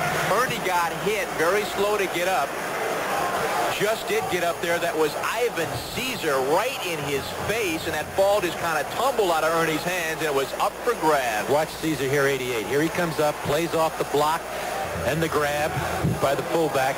The blocker there and just gets up in his face. You can't do it any better. Ernie was very fortunate to come away. Ciolo along with you. Quarterback comparison. With both guys thrown interceptions so far today. You'd like to think that Ernie right now will go up top again on a big 3rd and 12. 6 defensive backs in the ball game for Boston College. Ball the 22-yard line, and this ball is deflected up in the air, and Kelly makes the interception for Boston College. BC comes up with a big play. They came up with a big gamble, too. They blitzed one of those defensive backs. They brought Dave Johnson from the corner, and he hit Ernie's arm just as he was about to deliver it and made the big play. That is defense, and they played it. Watch from the left side of the screen. Here's Ernie ready to set up. There's 44 getting right in his face. That's Dave Johnson, the senior out of West Berlin, New Jersey. He came on the rush that time. They gambled, and it paid off. Big play as Matt Kelly, who's made his presence known all over the field this afternoon. Scott Ernie saying, what the heck is going on out here? 3rd turnover of the afternoon for Rutgers. That's 10 on the year in under 3 games. Mike Sanders gets the call. Good for about 3 as Boston College's offense called upon again. And Ernie kind of shaking his head, Bob. Shaking his head. What hurts there is they came away with no points. A good drive. They took the second half kickoff, drove down the field. At least they should have had a shot at 3, get a little bit closer. Instead, they took time off the clock, came away with nothing. Held the ball for 6 minutes here in the 3rd quarter. And as you say, shut down in the points column. Kelly having a heck of a game. 2nd and 5 for the Eagles. Camphouse fires. He's got Ray Hilbert. Darren Sellers right there to meet him. Help from Udovich. So Camphouse connects with Hilbert. A couple of guys from Cincinnati Moeller High School, Bob, one of the great football high schools in America. Last year he had Waddle, who was such an outstanding receiver throughout his career at Boston College. Another Moeller High School product. This time it was Hilbert. Boston College has done very well with Moeller High School graduates in their football program. 3rd and 1. Ed Toner gets it done. 1st down yardage, and that's a situation where you're always going to see Ed Toner in the ball game. Scott Miller wrapped him up. Toner 6 feet, 229. He's their short yardage guy. In fact, he scored on a 1-yard plunge against Pittsburgh last weekend. He scored a touchdown in each of his last 6 games, and 6 of the 7 touchdowns he scored last year were all from the 1-yard line. So he's the guy they want when they got to get a yard. That time they came out with 2 tight ends and a full house backfield, slipped the ball to Toner, got the 1st down. And very important here for BC to sustain something offensively. They really have floundered since that first score early in the first period. And also for Camphouse, he needs to build his confidence a little bit. He's been executing, handing the ball off to his tailback, but as far as throwing the football, he really hasn't done it yet today. There's an injured player. It's Chuck Paw for Rutgers, the defensive lineman who is on his feet, a little wobbly, but under his own power. Heading for the sideline. 1st down for BC on their own 44. Just under 8 minutes to go in the 3rd quarter. Eagles lead 7-3. Toner, your fullback. Sanders, the tailback. Sanders, the football. And Jenkins comes up to make the stop behind the line of scrimmage. Good play. They needed that kind of play. They held him up on the line of scrimmage. They never gave him a chance to make the cut. Jenkins is a story unto himself. At 6'3", 235, came here as a tight end from locally here in Staten Island, New York. Played at tight end some this year, went over to defense because of his quickness, and he's done a good job for him. And this is his 3rd game as a defensive player. Ed O'Neill, the linebackers coach, told me he's one of the best tight ends he's ever had, ever seen even, going back to his days in the NFL, but Jenkins wanted to play defense. They had a real need there. And Sanders up the gut, close to midfield. Joe Savoy gets credit for the tackle. Some of the fans, how you doing? As you can see, the rain has let up for the moment anyway. Early in this game with the rain coming down, they went back underneath the cover of the stands. Now they're starting to come out a little bit, get into it. They should. The game is 7-3. Go either way for either team. No question about it. Cherry and Scarrett. Your wideouts.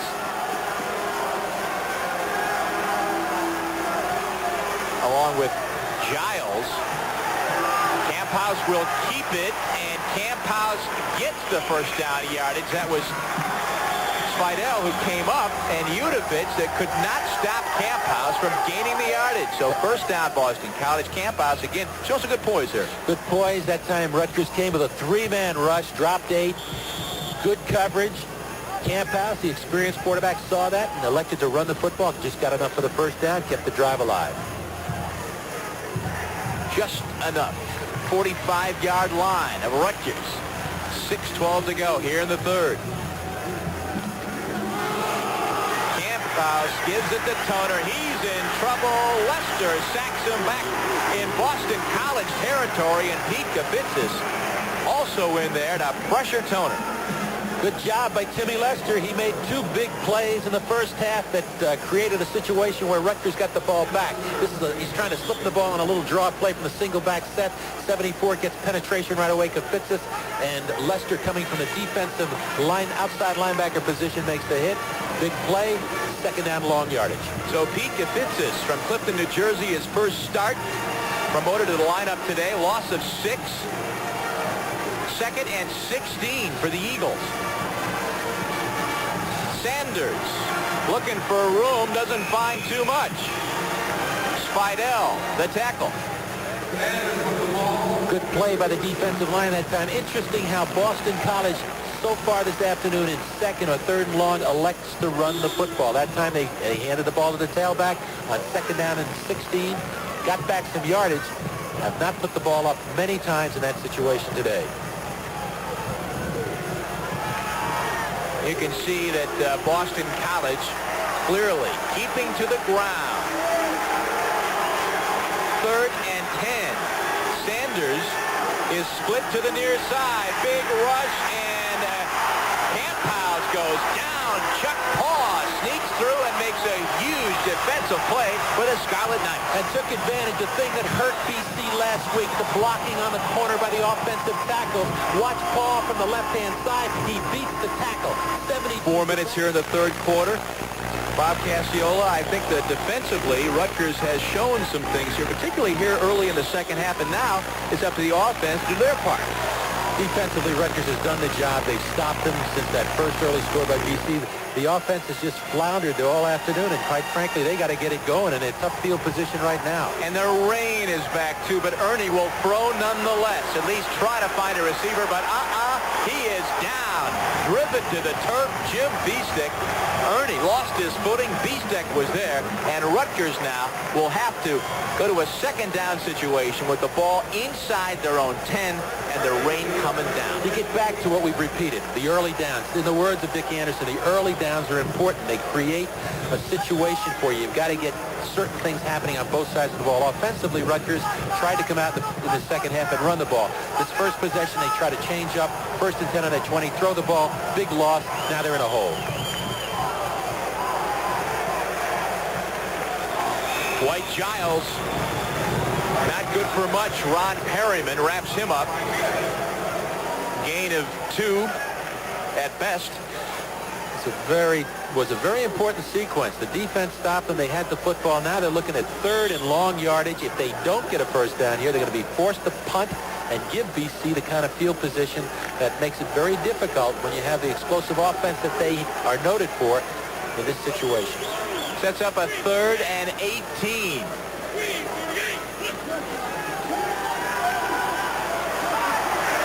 Just dumps it off. That is Giles.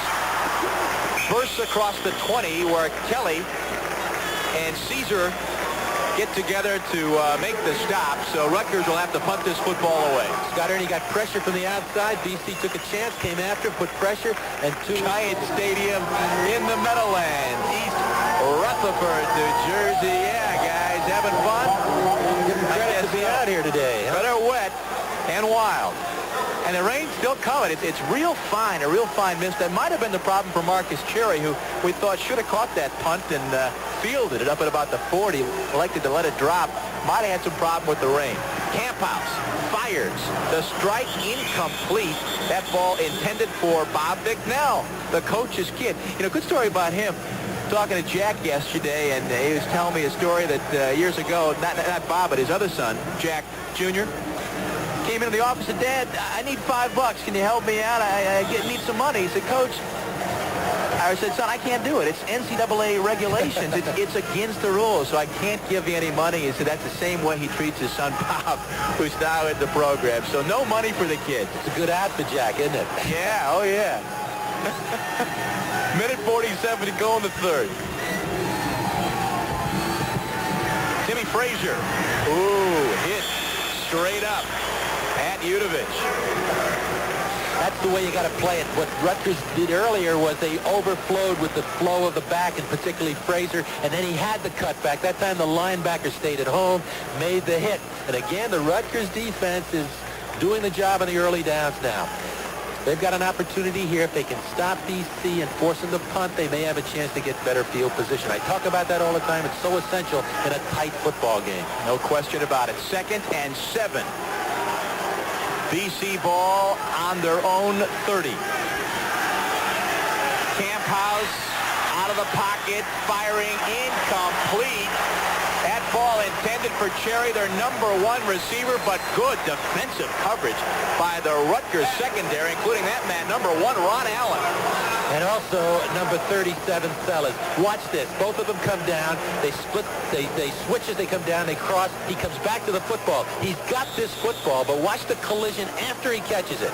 From one side, #1, Allen. From the other side, Sellers, and he did not hold on to it. Big play by the secondary. So Marcus Cherry, so far today, shutout, has yet to catch a ball. Marshall Roberts, the punt return. Face mask. Driven out of bounds. There's a face mask. No question about it on the sideline. We can see it here. Rico Lobby came over there to nail him.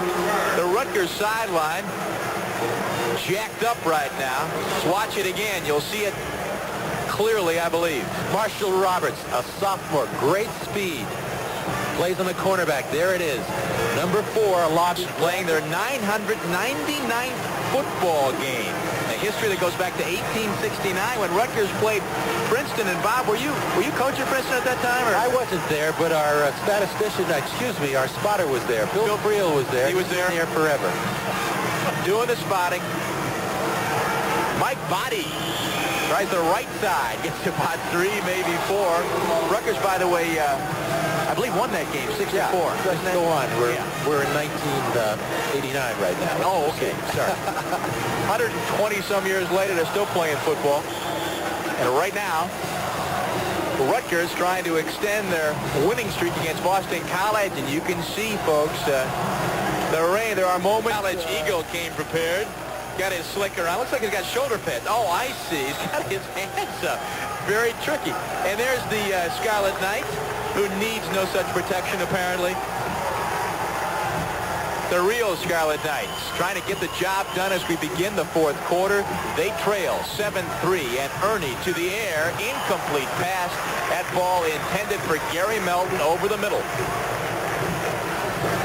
Tough 3rd down situation. That time he didn't come through as we look at the 3rd quarter stats, and BC continues to have a decided advantage rushing the football, but they only lead by 4 points, 7-3. And passing yardage for Rutgers, 84 yards. But he got a quarterback like Scott Ernie. Very unusual. Had 297 yards in the air last week in that tie against Ball State. Chesna on to punt. The rain coming down a little harder. Tries to do a little pooch kick inside the 20. Might get a good roll, but oh, very close. Do they get it? No, boy, that was very, very close. And how big would that have been if they could have downed it inside the 3-yard line like that? 39-yard kick, a great effort by Chestnut, Bob. Great effort by Chestnut. He's done an excellent job today. He's a fine athlete. Watch this. The ball bounces perfectly. Good bat here by number 92 for Rutgers. Kicks the ball back. And the momentum of the two guys coming in from the backside carries it into the end zone. That was Sean Williams down there trying to grab that ball just before it snuck into the end zone. Don't forget, next week from Mikey Stadium, West Point, Wake Forest out of the ACC will tackle the Cadets. Should be a pretty good ball game. 1st and 10, Boston College. 14:46 to go, and Spidell hits Sanders hard at the line. Make it Toner. Start off with the fullback that time, and the defensive line is starting to penetrate now. They're starting to get a little bit across that line of scrimmage and not give those backs, whether it be the fullback or the tailback, the cutback. As Dick Anderson looks on, he knows he's got to get the ball back. He's got to get it in a reasonable field position. The weather's dictating that. But they still got a shot. His defense has come alive, particularly here in the second half. Toner and Sanders in the I formation. Sanders, and he is hit again. Pat Udovich makes the initial pop. Pat said last week against Ball State, we were bad. There's a big hit by Udovich, but it shows you how good a back Sanders is. Watch Udovich come off the play, come up, makes the hit there, and Sanders propels himself, picks up another 3 yards on his own. Makes it 3rd and 5. And another big play for Boston College. Rutgers would like to stop him here and get the ball back in good field position. 13:30 to go. Camphouse, quick drop, quick throw, Cherry, incomplete pass. Sellers on the coverage. Combination pattern. Wide receiver runs a fly pattern. Inside receiver runs a quick out. Sellers, with his experience at good field position, forced Camphouse to elevate the ball. Tough play, couldn't do it. Rutgers defense turns the ball back. Couple of scores for you. Virginia coming off the big win last week up on Georgia Tech in the 3rd, 17-7. Low with the punt. Rutgers went after it, and Sellers barely missed. That's McCoy, and it's 30. Going backwards, finally forwards, and out of bounds. Throwing his body to the turf out there. There's a flag on the play.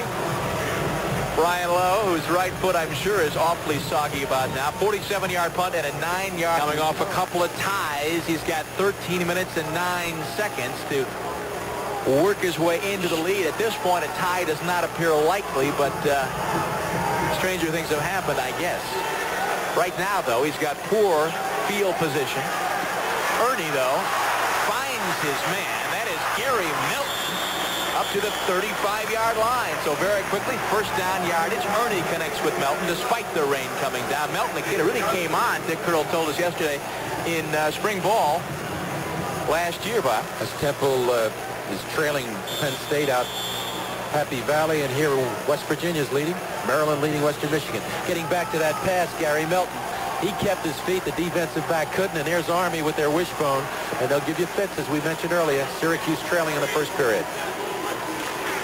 First down, Rutgers. Jimmy Can just dives across where Kelly grabs him and pulls him to the turf. Gain of 3, maybe 4. It was a good call early on.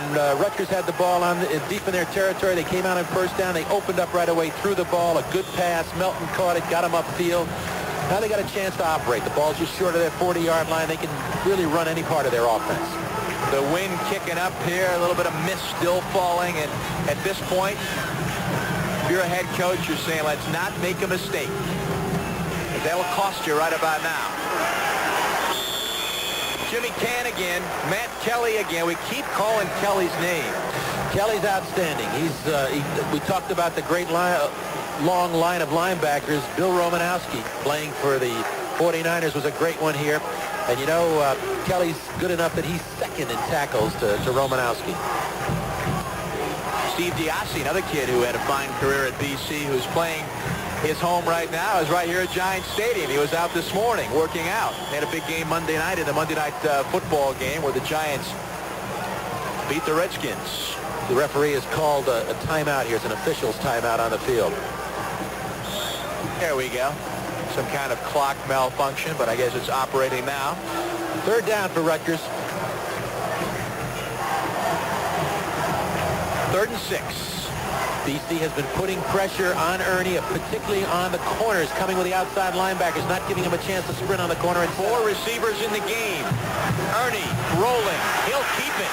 And he'll get the first down yardage up close to the 50-yard line. So once again, Ernie, we've seen it so many times, Bob. When he had to come up with the yardage, he's kept it himself and made it. He's been able to do that because they come with the pressure. Watch as we watch this. And the cornerbacks for BC. Watch this. Here's the pressure coming from the perimeter. He ducks up inside that rush, but the cornerback has turned his back and he's running with the offensive receiver. Therefore, he doesn't have a chance to see what's happening and react to the football, and Ernie got another first down. That one good for 11. He's got 39 on the ground today, and he may keep it again. Throws it off and has McQueen there, who's inside the BC 40-yard line. Kind of a shot put move by Ernie, who at the last instant changed his mind and got the ball off. That time he was improvising and coming back from the backside. Ivan Caesar was chasing him down. Watch this here. You'll see Caesar coming into the picture on the left side, but just before that happens, he gets the ball off, and it's tipped beside and makes the catch. So I believe a lot of things are working for him. You know, it's Kevin Pearson out there. Who's a big kid, 6'3", 230. Got his hand on that, just tipped it. But McQueen lucky enough to be there, and Kelly came over to knock him down. Ernie again. This time, Gorentano, does he have it? No. Yes. No. He's bobbling it. He did not have possession of the football, and the reason being Quarantano was in wide open zone coverage. He wanted to run with it before he caught it. Watch this. He puts the ball in the corner to number 18, Quarantano. Watch him. He's going to turn right now, but he doesn't have possession. And by the time he does, he's out of bounds. I'll tell you what, the foot, another foot width on the field would have been his. Great grab nonetheless. But it makes it 2nd and 10. Got to be impressed with Gorentano. He's made some acrobatic moves out there today, hasn't he? Yes, he has. Vince Hall kind of backpedals into the line. Stopped after a gain of 2.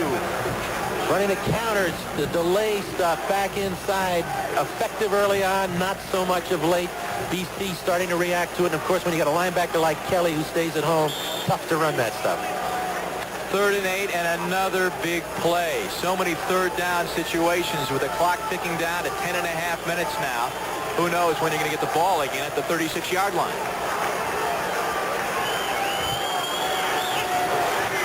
Three receivers, top of your screen. Ernie goes up to McQueen. Nice spin move, and Kelly is there at about the 29-yard line. And I don't know. It's about a yard short, Bob. You called it. It's short. This is going to put decision in the minds of on that sideline, but they're not even hesitating. They're going to go for it. There's a big play. Good sprint out action here. Good block in the corner. Gets the hands down of Ivan Caesar. Gives him a chance to get the ball outside to McQueen. He's short by about a yard. And McQueen, who's the 8th leading receiver in Rutgers history, really helped himself with that spin move after he made the catch. So here we go. The backfield. Hand, Hall, Giles, Ernie, your quarterback. The give to Hall, who leaps up. First down, Rutgers. Again, they bring number 60. Rutgers brings number 60, an offensive tackle. Mitchell in at the tight end position on the left side. Get in a power eye set, get the ball deep to number 36, Hall, and they just follow him through. Good blocking up front. They wanted that first down. A lot of people earned it. No question about it. So Rutgers comes through on the 4th and 1. Vince Hall doing the Herschel Walker catapult. 26-yard line of Boston College. Scott Ernie sprinting out, firing. McQueen tried to turn before he had the ball in. Also because Eddie Duran was coming in on him. Well, you bet. He's been hit from both sides by Duran to the left. This time Duran to the right, lobby the strong safety. He knew he was close, and that's what happened on that play. Duran's such a good all-around player. Last year, He tied for the team lead in interceptions. He was second in tackles, third in quarterback sacks. Just an outstanding athlete from North Bergen, New Jersey, not far from where we are right now. 2nd and 10, 9:20 to go. Giles, left side, has some room, breaks across the 20, go at the 17-yard line. Brought down there by Ed Duran, who trips him up. Giles busts across, and Rutgers is moving the ball. They sure are. Good job on the left side. Milano, the left tackle, Erda, the left guard. This is a split backfield. They run it back into the sideline, and Giles knows enough to cut it up and look for the sticks. Gets very close. Big play that time. 3rd down and short yardage. They're in the 4-down zone. They can go for it on 4th down. 18-yard line again at Power I. 3rd and 2 officially. Body, he's got it inside the Boston College 15. At this point, you're thinking, don't give up the ball if you're Rutgers. And hang on to it. And just what happened early on, the Boston College defense has been on the field a lot in the second half because their offense really hasn't generated anything. And Rutgers is moving the ball. They come out in a straight T, a power I. That time they're in the wishbone, gave the ball to Body. Don't forget to stay tuned at the conclusion of today's game. We'll be selecting a Schick Most Valuable Player from each team. Remains to be seen who that award's going to. 12th play of the drive. 1st and 10, Rutgers. Body just battling his way against Matt Kelly, and you can tell the Rutgers crowd is fired up. The players are pumped up. They can see the end zone right now. Interesting. We haven't seen much of Body since the first quarter. We wondered where he was. Giles came in, ran the ball effectively, but now when the going gets tough and they want to get in that end zone, Mike Body's back in the ball game, and he looks like he's ready for it. 2nd and 4.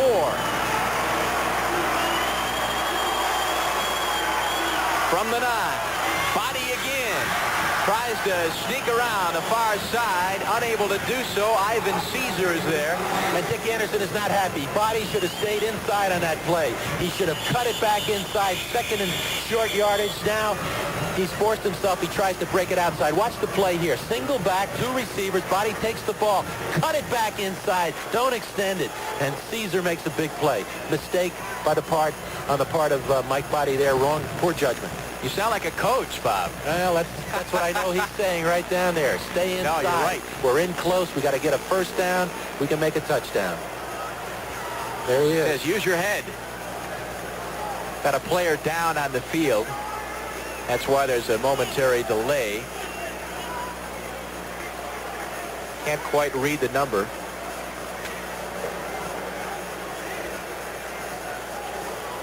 Number 64, Tim Christ, I believe. Tim Christ is the offensive right guard who stepped in when Steve Tardy was hurt preseason. Christ stepped in as a junior from Morrisville, Pennsylvania. Got a chance to play and has started the last 3 games for him. What does this do when there's a stoppage like this to the emotion, the momentum that you have built up? Can it hurt it? Oh, of course, it can break it up for you, but the big thing here is they've got to settle themselves. This is a critical one. 3rd down and 4 inside the 10-yard line because there's a decision to be made here. If you don't get the 1st down, what do you do? What is your guess? Will Ernie sprint and throw? Absolutely. I think he's going to come off on some kind of a sprint action and look for either a back out of the backfield or one of his wide receivers curling back in. Melton to the nearest decision. He will not go for the 1st down yardage. At least that's what it appears. Doug Giesler is on to attempt a field goal, and when Giesler ran out a few moments ago, he was met with some jeers here, and I wonder about the strategy here. 6:38 to go, Bob. You're down 4 points. The field goal brings you within 1. You go along with this? I think in this situation I do because I think he's got enough time on the clock. Giesler's got to make it, of course. He's got enough time on the clock to get down, get the ball, and maybe get a shot at winning the game. Now, what about the rain? That's another factor here in terms of the field goal. Makes it a little bit more of a factor. The angle here is what you got to question. He's well off to the right side. At a 28-yarder earlier. This will be a 24-yard kick. Looks good, and it is. So, Doug Giesler comes on and connects from 24 yards out. You hear maybe some of the boos in the background. But Rutgers within a point here with 6:36 to go, and right now Dick Anderson has to depend on his defense to get him the ball back. And Jack Bicknell has to rally his offense and say, hey, we haven't done anything in this second half. We've come up with no points. This is early in the first period. We got to start making some first downs and take some time off that clock. The challenge here goes both ways, and BC, who has really floundered on offense here since the first period, has to do something. Rutgers defense unquestionably has had the upper hand in the second half, and you can tell by these stats. I mean, that kind of tells the story, doesn't it? It sure does. Boston College and Rutgers first met 70 years ago. Boston College trying to snap back from a 29-10 defeat at the hands of Pittsburgh last week. Dick Anderson's club in their third game of the year, coming off the 2 ties. They don't want to be 0-1-2 or 0-0-3 for that matter. So Giesler will kick it off again. 6:35 to go in the ball game. In his own end zone, that's Graff, and he is smothered at the 17-yard line.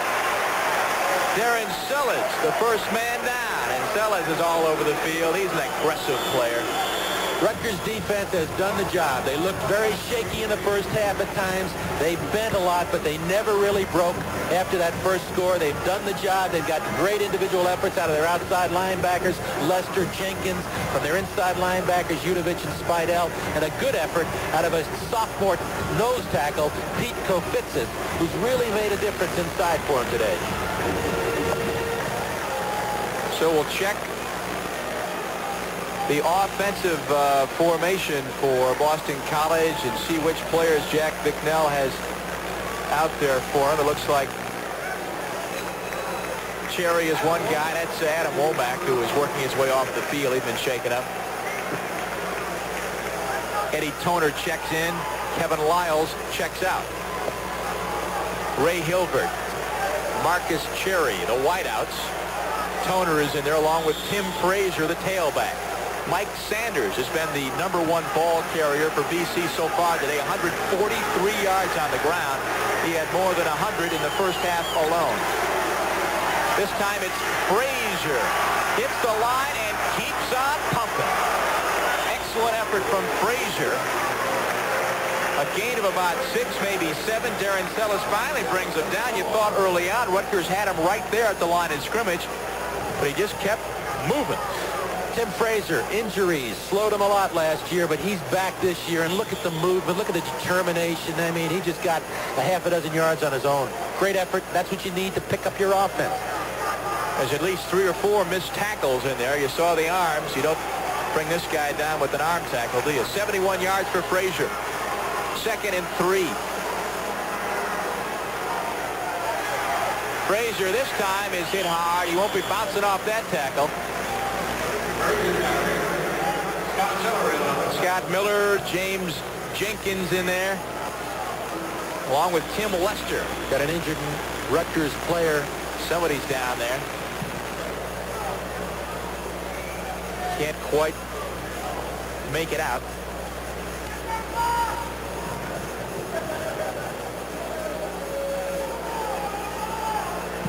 Tough to pick up. Not able to see it just yet. Okay, critical here. He's just short. He fell short by about a yard of a first down. Rutgers trying desperately to get the ball back. BC get a first down here. It gives them 3 more downs, take more time off the clock, better field position. Pressure now falls to the Rutgers defense, the Rutgers football team. And Dick Anderson knows that. Looks like it's, excuse me, Bob, I was going to say, it looks like Scott Miller is the man down, and that's a shame. He's shown some signs of returning to his form of 1987 when he really was the big man on that defensive line and performed so well, had the knee injury after 3 games of last season. He was the one defensive lineman they had who could really, on his own, put pressure on a quarterback, either the run or the pass. When they lost him last year, they lost that, and it affected their whole defense. But this one looks to be more like a neck injury or a shoulder injury. Well, at least he's getting up. That's a good sign, obviously. So Scott Miller trots off. Dick Anderson gives him a swat on the rear, and we'll see how close they are, Bob. They're less than a yard, really. Actually, Now they've got it. So that's the second ever to Frazier. He bounced forward. He got hit behind the line of scrimmage. Just took it forward and got the first down. So first down for BC with 5.5 minutes to go. Dinez checks in at wideout. And Camphouse, who has not been spectacular today by any means through the air. For BC, it's been a ground attack. That's been the difference so far today.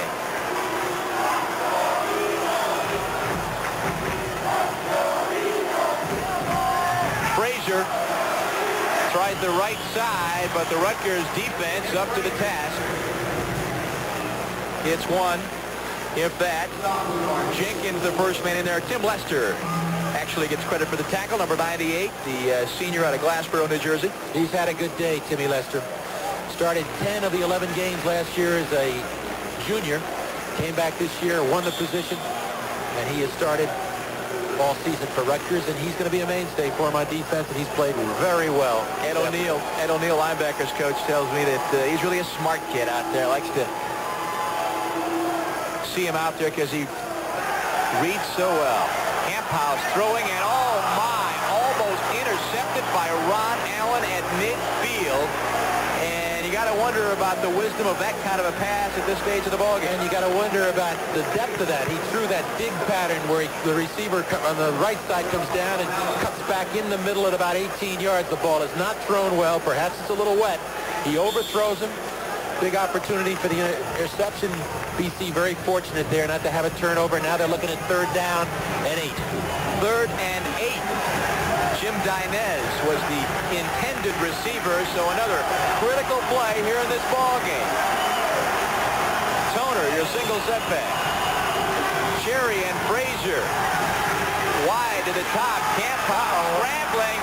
He's got some room, and he gets through first down and then some. Finally, Udovich knocks him out in Rutgers territory. So Camphouse, hey, just like Ernie did so many times here in the second half, saw the field situation, plenty of room, and he takes off in a huge play. That's what happens right here. There's the rush inside. They're trying to twist the two inside guys. The defensive outside rusher, the linebacker from the left side, comes too deep, gives Camphouse a chance to step inside. That is a critical play, and probably will come back to haunt Rutgers because it gets them not only a first down, but gets them across midfield. We may look back and call that the most important play of this second half. 22 yards on the play for Camphouse as the clock ticks down. 4:17 to go. Frazier coming down the line, looking to turn it up. Doesn't get the chance. Pat Udovich is there to make the hit, assisted by Tim Lester. Now the Rutgers defense, they got to get a turnover. They got to create some kind of a fumble. Something has to happen for them because the clock is working against them as well as field position.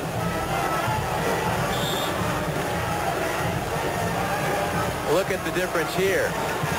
So many mistakes last week, and today, just one interception. Had a block kick, had a safety, 4 interceptions, had some miserable effort against Pittsburgh. Not much there. Mike Sanders tries the left side. Jenkins and Spidell. Tries the left side, but didn't get out of bounds. Rutgers wanted to get him out of bounds. The clock keeps running. And that's working against them, too. Big play, though, by Rutgers defense. They played it very tough on the line of scrimmage. Here we go again. Another critical 3rd and long. Sure is 3rd and 10. Clock still coming down. We're under 3:10 to go. Rutgers needs the football back. Boston College, they come up with a big play. Looks to be in great shape. They're up 7-3. Draw play, Toner. And he is stopped short of first down yardage at the Rutgers 42. Ron Allen comes up. Also involved in the tackle is Spidell. Big play, big call, single back Toner, run a little draw play here, and he really fights for yardage. He's hit 2-3 times, guys grabbing at him. Finally, Spidell brings him down, forcing BC into a 4th down situation, and Jack Bicknell has elected to go for it. He's not going to give up the football here. 4th down and 4, and he's going for it with the ball sitting on the 42-yard line of Rutgers. Well, Jack Bicknell says, hey, there's no sense of doing things the traditional, sensible way at a school like Boston College. He said, hey, Let the clock come down, too. Exactly. That's part of it. Well, that's exactly what he was doing. Okay. Good call. He just milked that clock right down, took the timeout. Now he's going to force the punt. And he's got a lot of confidence in his kicking game, of course, with Lowe back there, who's a boomer. It would have been a 4th and 4 situation. And at 5 yards, they mark it off, and simply a weapon to use when he has the football of taking some time off the clock. He knows Rutgers will get the ball. He just wants to give them less of an opportunity to do something with it. And what it comes down to, here we come down all the way. It's going to come down to a 2-minute drill. That's what this game is, the last 2 minutes of the game. Big play. Lowe missed the snap, tries to fire it, and he's got a man. That is Thompson, and he's got first down yardage, and he keeps going inside the 20. David Johnson came up. There is a flag down, a couple of them. And the flag will go against BC because there were men downfield. That's what the call's going to be. Wow. Tremendous improvisation on the part of Lowe. Incredible execution. That was the kind of play, Bob, that Rutgers was looking for. A turnover, a situation where they could get the ball back on a big play, and Brian Lowe had the presence of mind to pick that football up. You see the penalty. It is against Boston College, a legal man downfield, and Lowe got the pass off. Johnson was there. Watch this. Look at the instincts here. He is... Not a bad-looking pass. But here's your problem right there. See those 1, 2, 3 guys over the line of scrimmage. Exactly. That was David Johnson who caught that ball. And again, give Lowe a lot of credit here. And he is being, can't see it right now during the replay, but he is being brought off the field very slowly. Got knocked up a little bit on that sequence. Okay, now here's the situation. You got 4th down, okay? And your kicker was just injured now. He seems like he's good enough to stay in the ball game.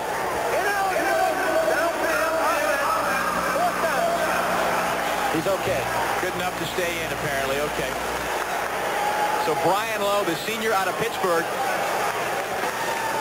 with an impressive improvisation. And now he had a chance to do it again. This time, I'm sure he's hoping that he gets to call the timeout, kept him in the ball game. Very, very important decision right here. Also gives Lowe a few seconds to kind of regain his composure a little bit. He's been knocked up pretty good on that sequence. So 1:56 to go. And again, more time off the clock. But Rutgers clearly will get the football back. I would not like to give Lowe a second chance at punting the football. We know what he can do. The big thing, he's got to get the snap. This guy's been under pressure throughout his career, and he's delivered.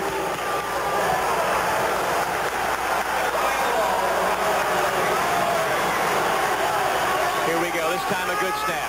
And there's a block punt. Rutgers blocks the football inside the 20, and it's picked up there at the 12-yard line. That was John Blanton who blocked it, and number 97 picks it up, Rich Humphreys. So Rutgers gets the break they needed, and the Scarlet Knights, with 1:48 to go, have the football on the BC 12. What an incredible effort. What an incredible effort. Watch this. One step, but he reads the label. What an effort by the part of number 23 for Rutgers. Blanton. John Blanton makes the block. Oh, fortunately, he didn't pick the ball up and run with it. Watch it from the right side. He comes clean, and he just extends himself fully. What a big play. Pick the ball up. Pick it up. Okay, Coach. 1:48 to go, and this place is buzzing. Mike Body spins inside the 10-yard line. This time, Bob, I think he listened to your advice from a moment ago. Didn't try to go outside. Peter Gray tackles him there. Look at his sideline. John Blanton. 1:30 to go. He's the hero at this point, but hey, Ernie has to get this ball in the end zone. Very interesting the way they're handling this thing. They're taking their time with their calls. It's almost like they're playing to get field position here to kick a field goal. 2nd and 8. 7-6 is your score. Boston College by a point. Rutgers the football on the 10. Vince Hall hammering to the 5-yard line, where Rico Lobby grabs it. Under a minute to go. And you're right. Taking their time to this point. the clock ticking down. Again, a field goal can win it for Rutgers. Okay, into the game comes number 60, the offensive tackle that they utilize on two tight ends. Mitchell, they're going to come with a two tight end attack here.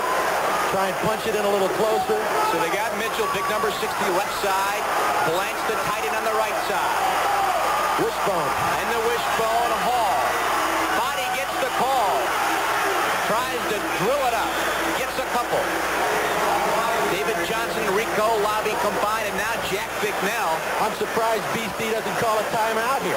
Stop the clock. Think they would. We're down to 16 seconds, 15 seconds. Rick Anderson apparently is going to go for the field goal here. BC finally calls timeout with 9 seconds left. 9 seconds to go. Very critical here. The ball's going to be put on the left hash mark for Giesler to kick it. 9 seconds to go, and this is what it is right here. Okay, they're going to put 2 more seconds left back on the clock, but BC wasted a lot of time in not calling a timeout as they let Rutgers bring that clock right down. Now, Bob, are you surprised that Dick Anderson didn't make more of an effort to milk the clock and work the ball into the end zone as opposed to relying on his kick? I think he milked the clock. I don't think he just... the effort was to get the ball in close and kick the field goal, and that's what he did. Whether it's right or wrong will depend right now. If he kicks it, everybody will say it was a great strategy. So Giesler comes on. He's already hit 2 today. 1 from 28, 1 from 24.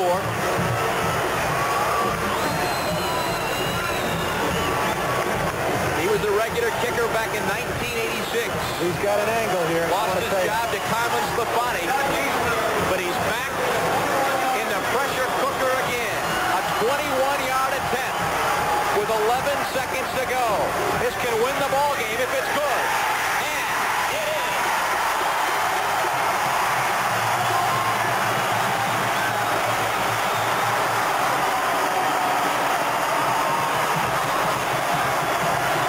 Doug Giesler comes through from 21 yards out, his third field goal of the day as the Scarlet Knights take the lead 9-7 with 9 seconds to go.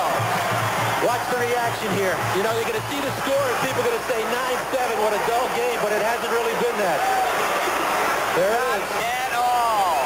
Giesler in midair, and the Rutgers Scarlet Knights are looking good.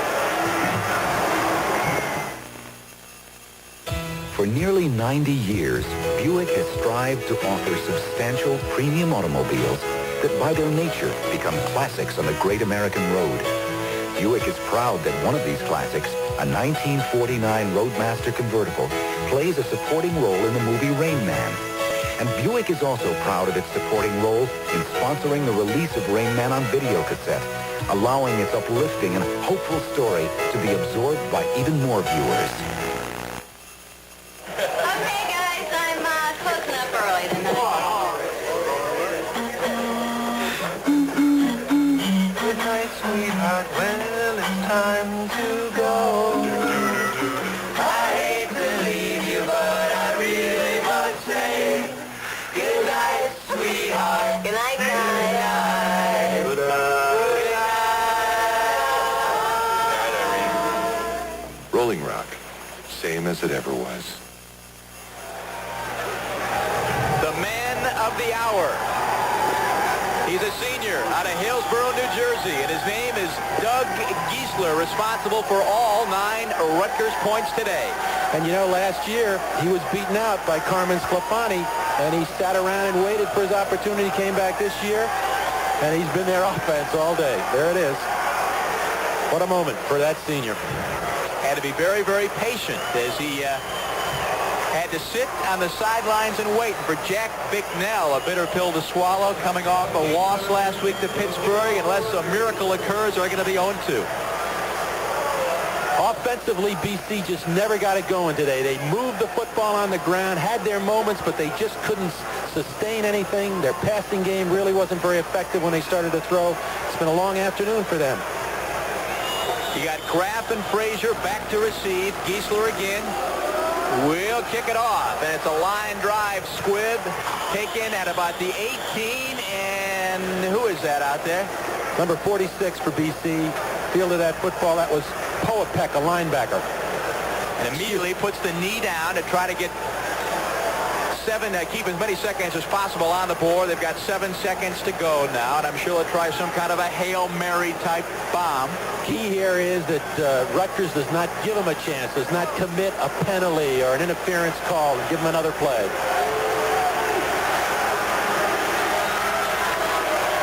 Seven seconds to go. Camphouse again, your quarterback. Hilbert, Cherry, Giles all going out. The pass for Cherry at the 40 goes right down with a second to go, and they're going to have one more play. Darren Sellers there immediately. So they've got the ball up to the 40-yard line. The chains move. A first down. There will be one final play. Here we go. Camphouse. Rush. Going long to the near side, and Cherry, who slips and falls as the ball comes to him, but it's too late. And that man, Dick Anderson, has just won his first football game of the 1989 season.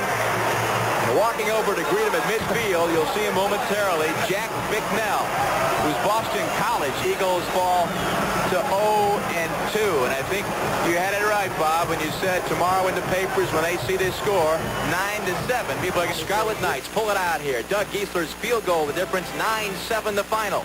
Our MVPs for the day. For Boston College, Mike Sanders, who rushes for 143 yards. And naturally for Rutgers, the senior, Doug Giesler, with his 3 field goals. The winner coming with seconds remaining on the board. And as part of the Schick Most Valuable Player Award Scholarship Program, Schick will donate $1,000 to the General Scholarship Fund of both Boston College and Rutgers University. The new Schick Slim Twin Razor System. It reaches every place on every face. Don't forget next Saturday, Wake Forest and Army from Mikey Stadium. Should be a good one.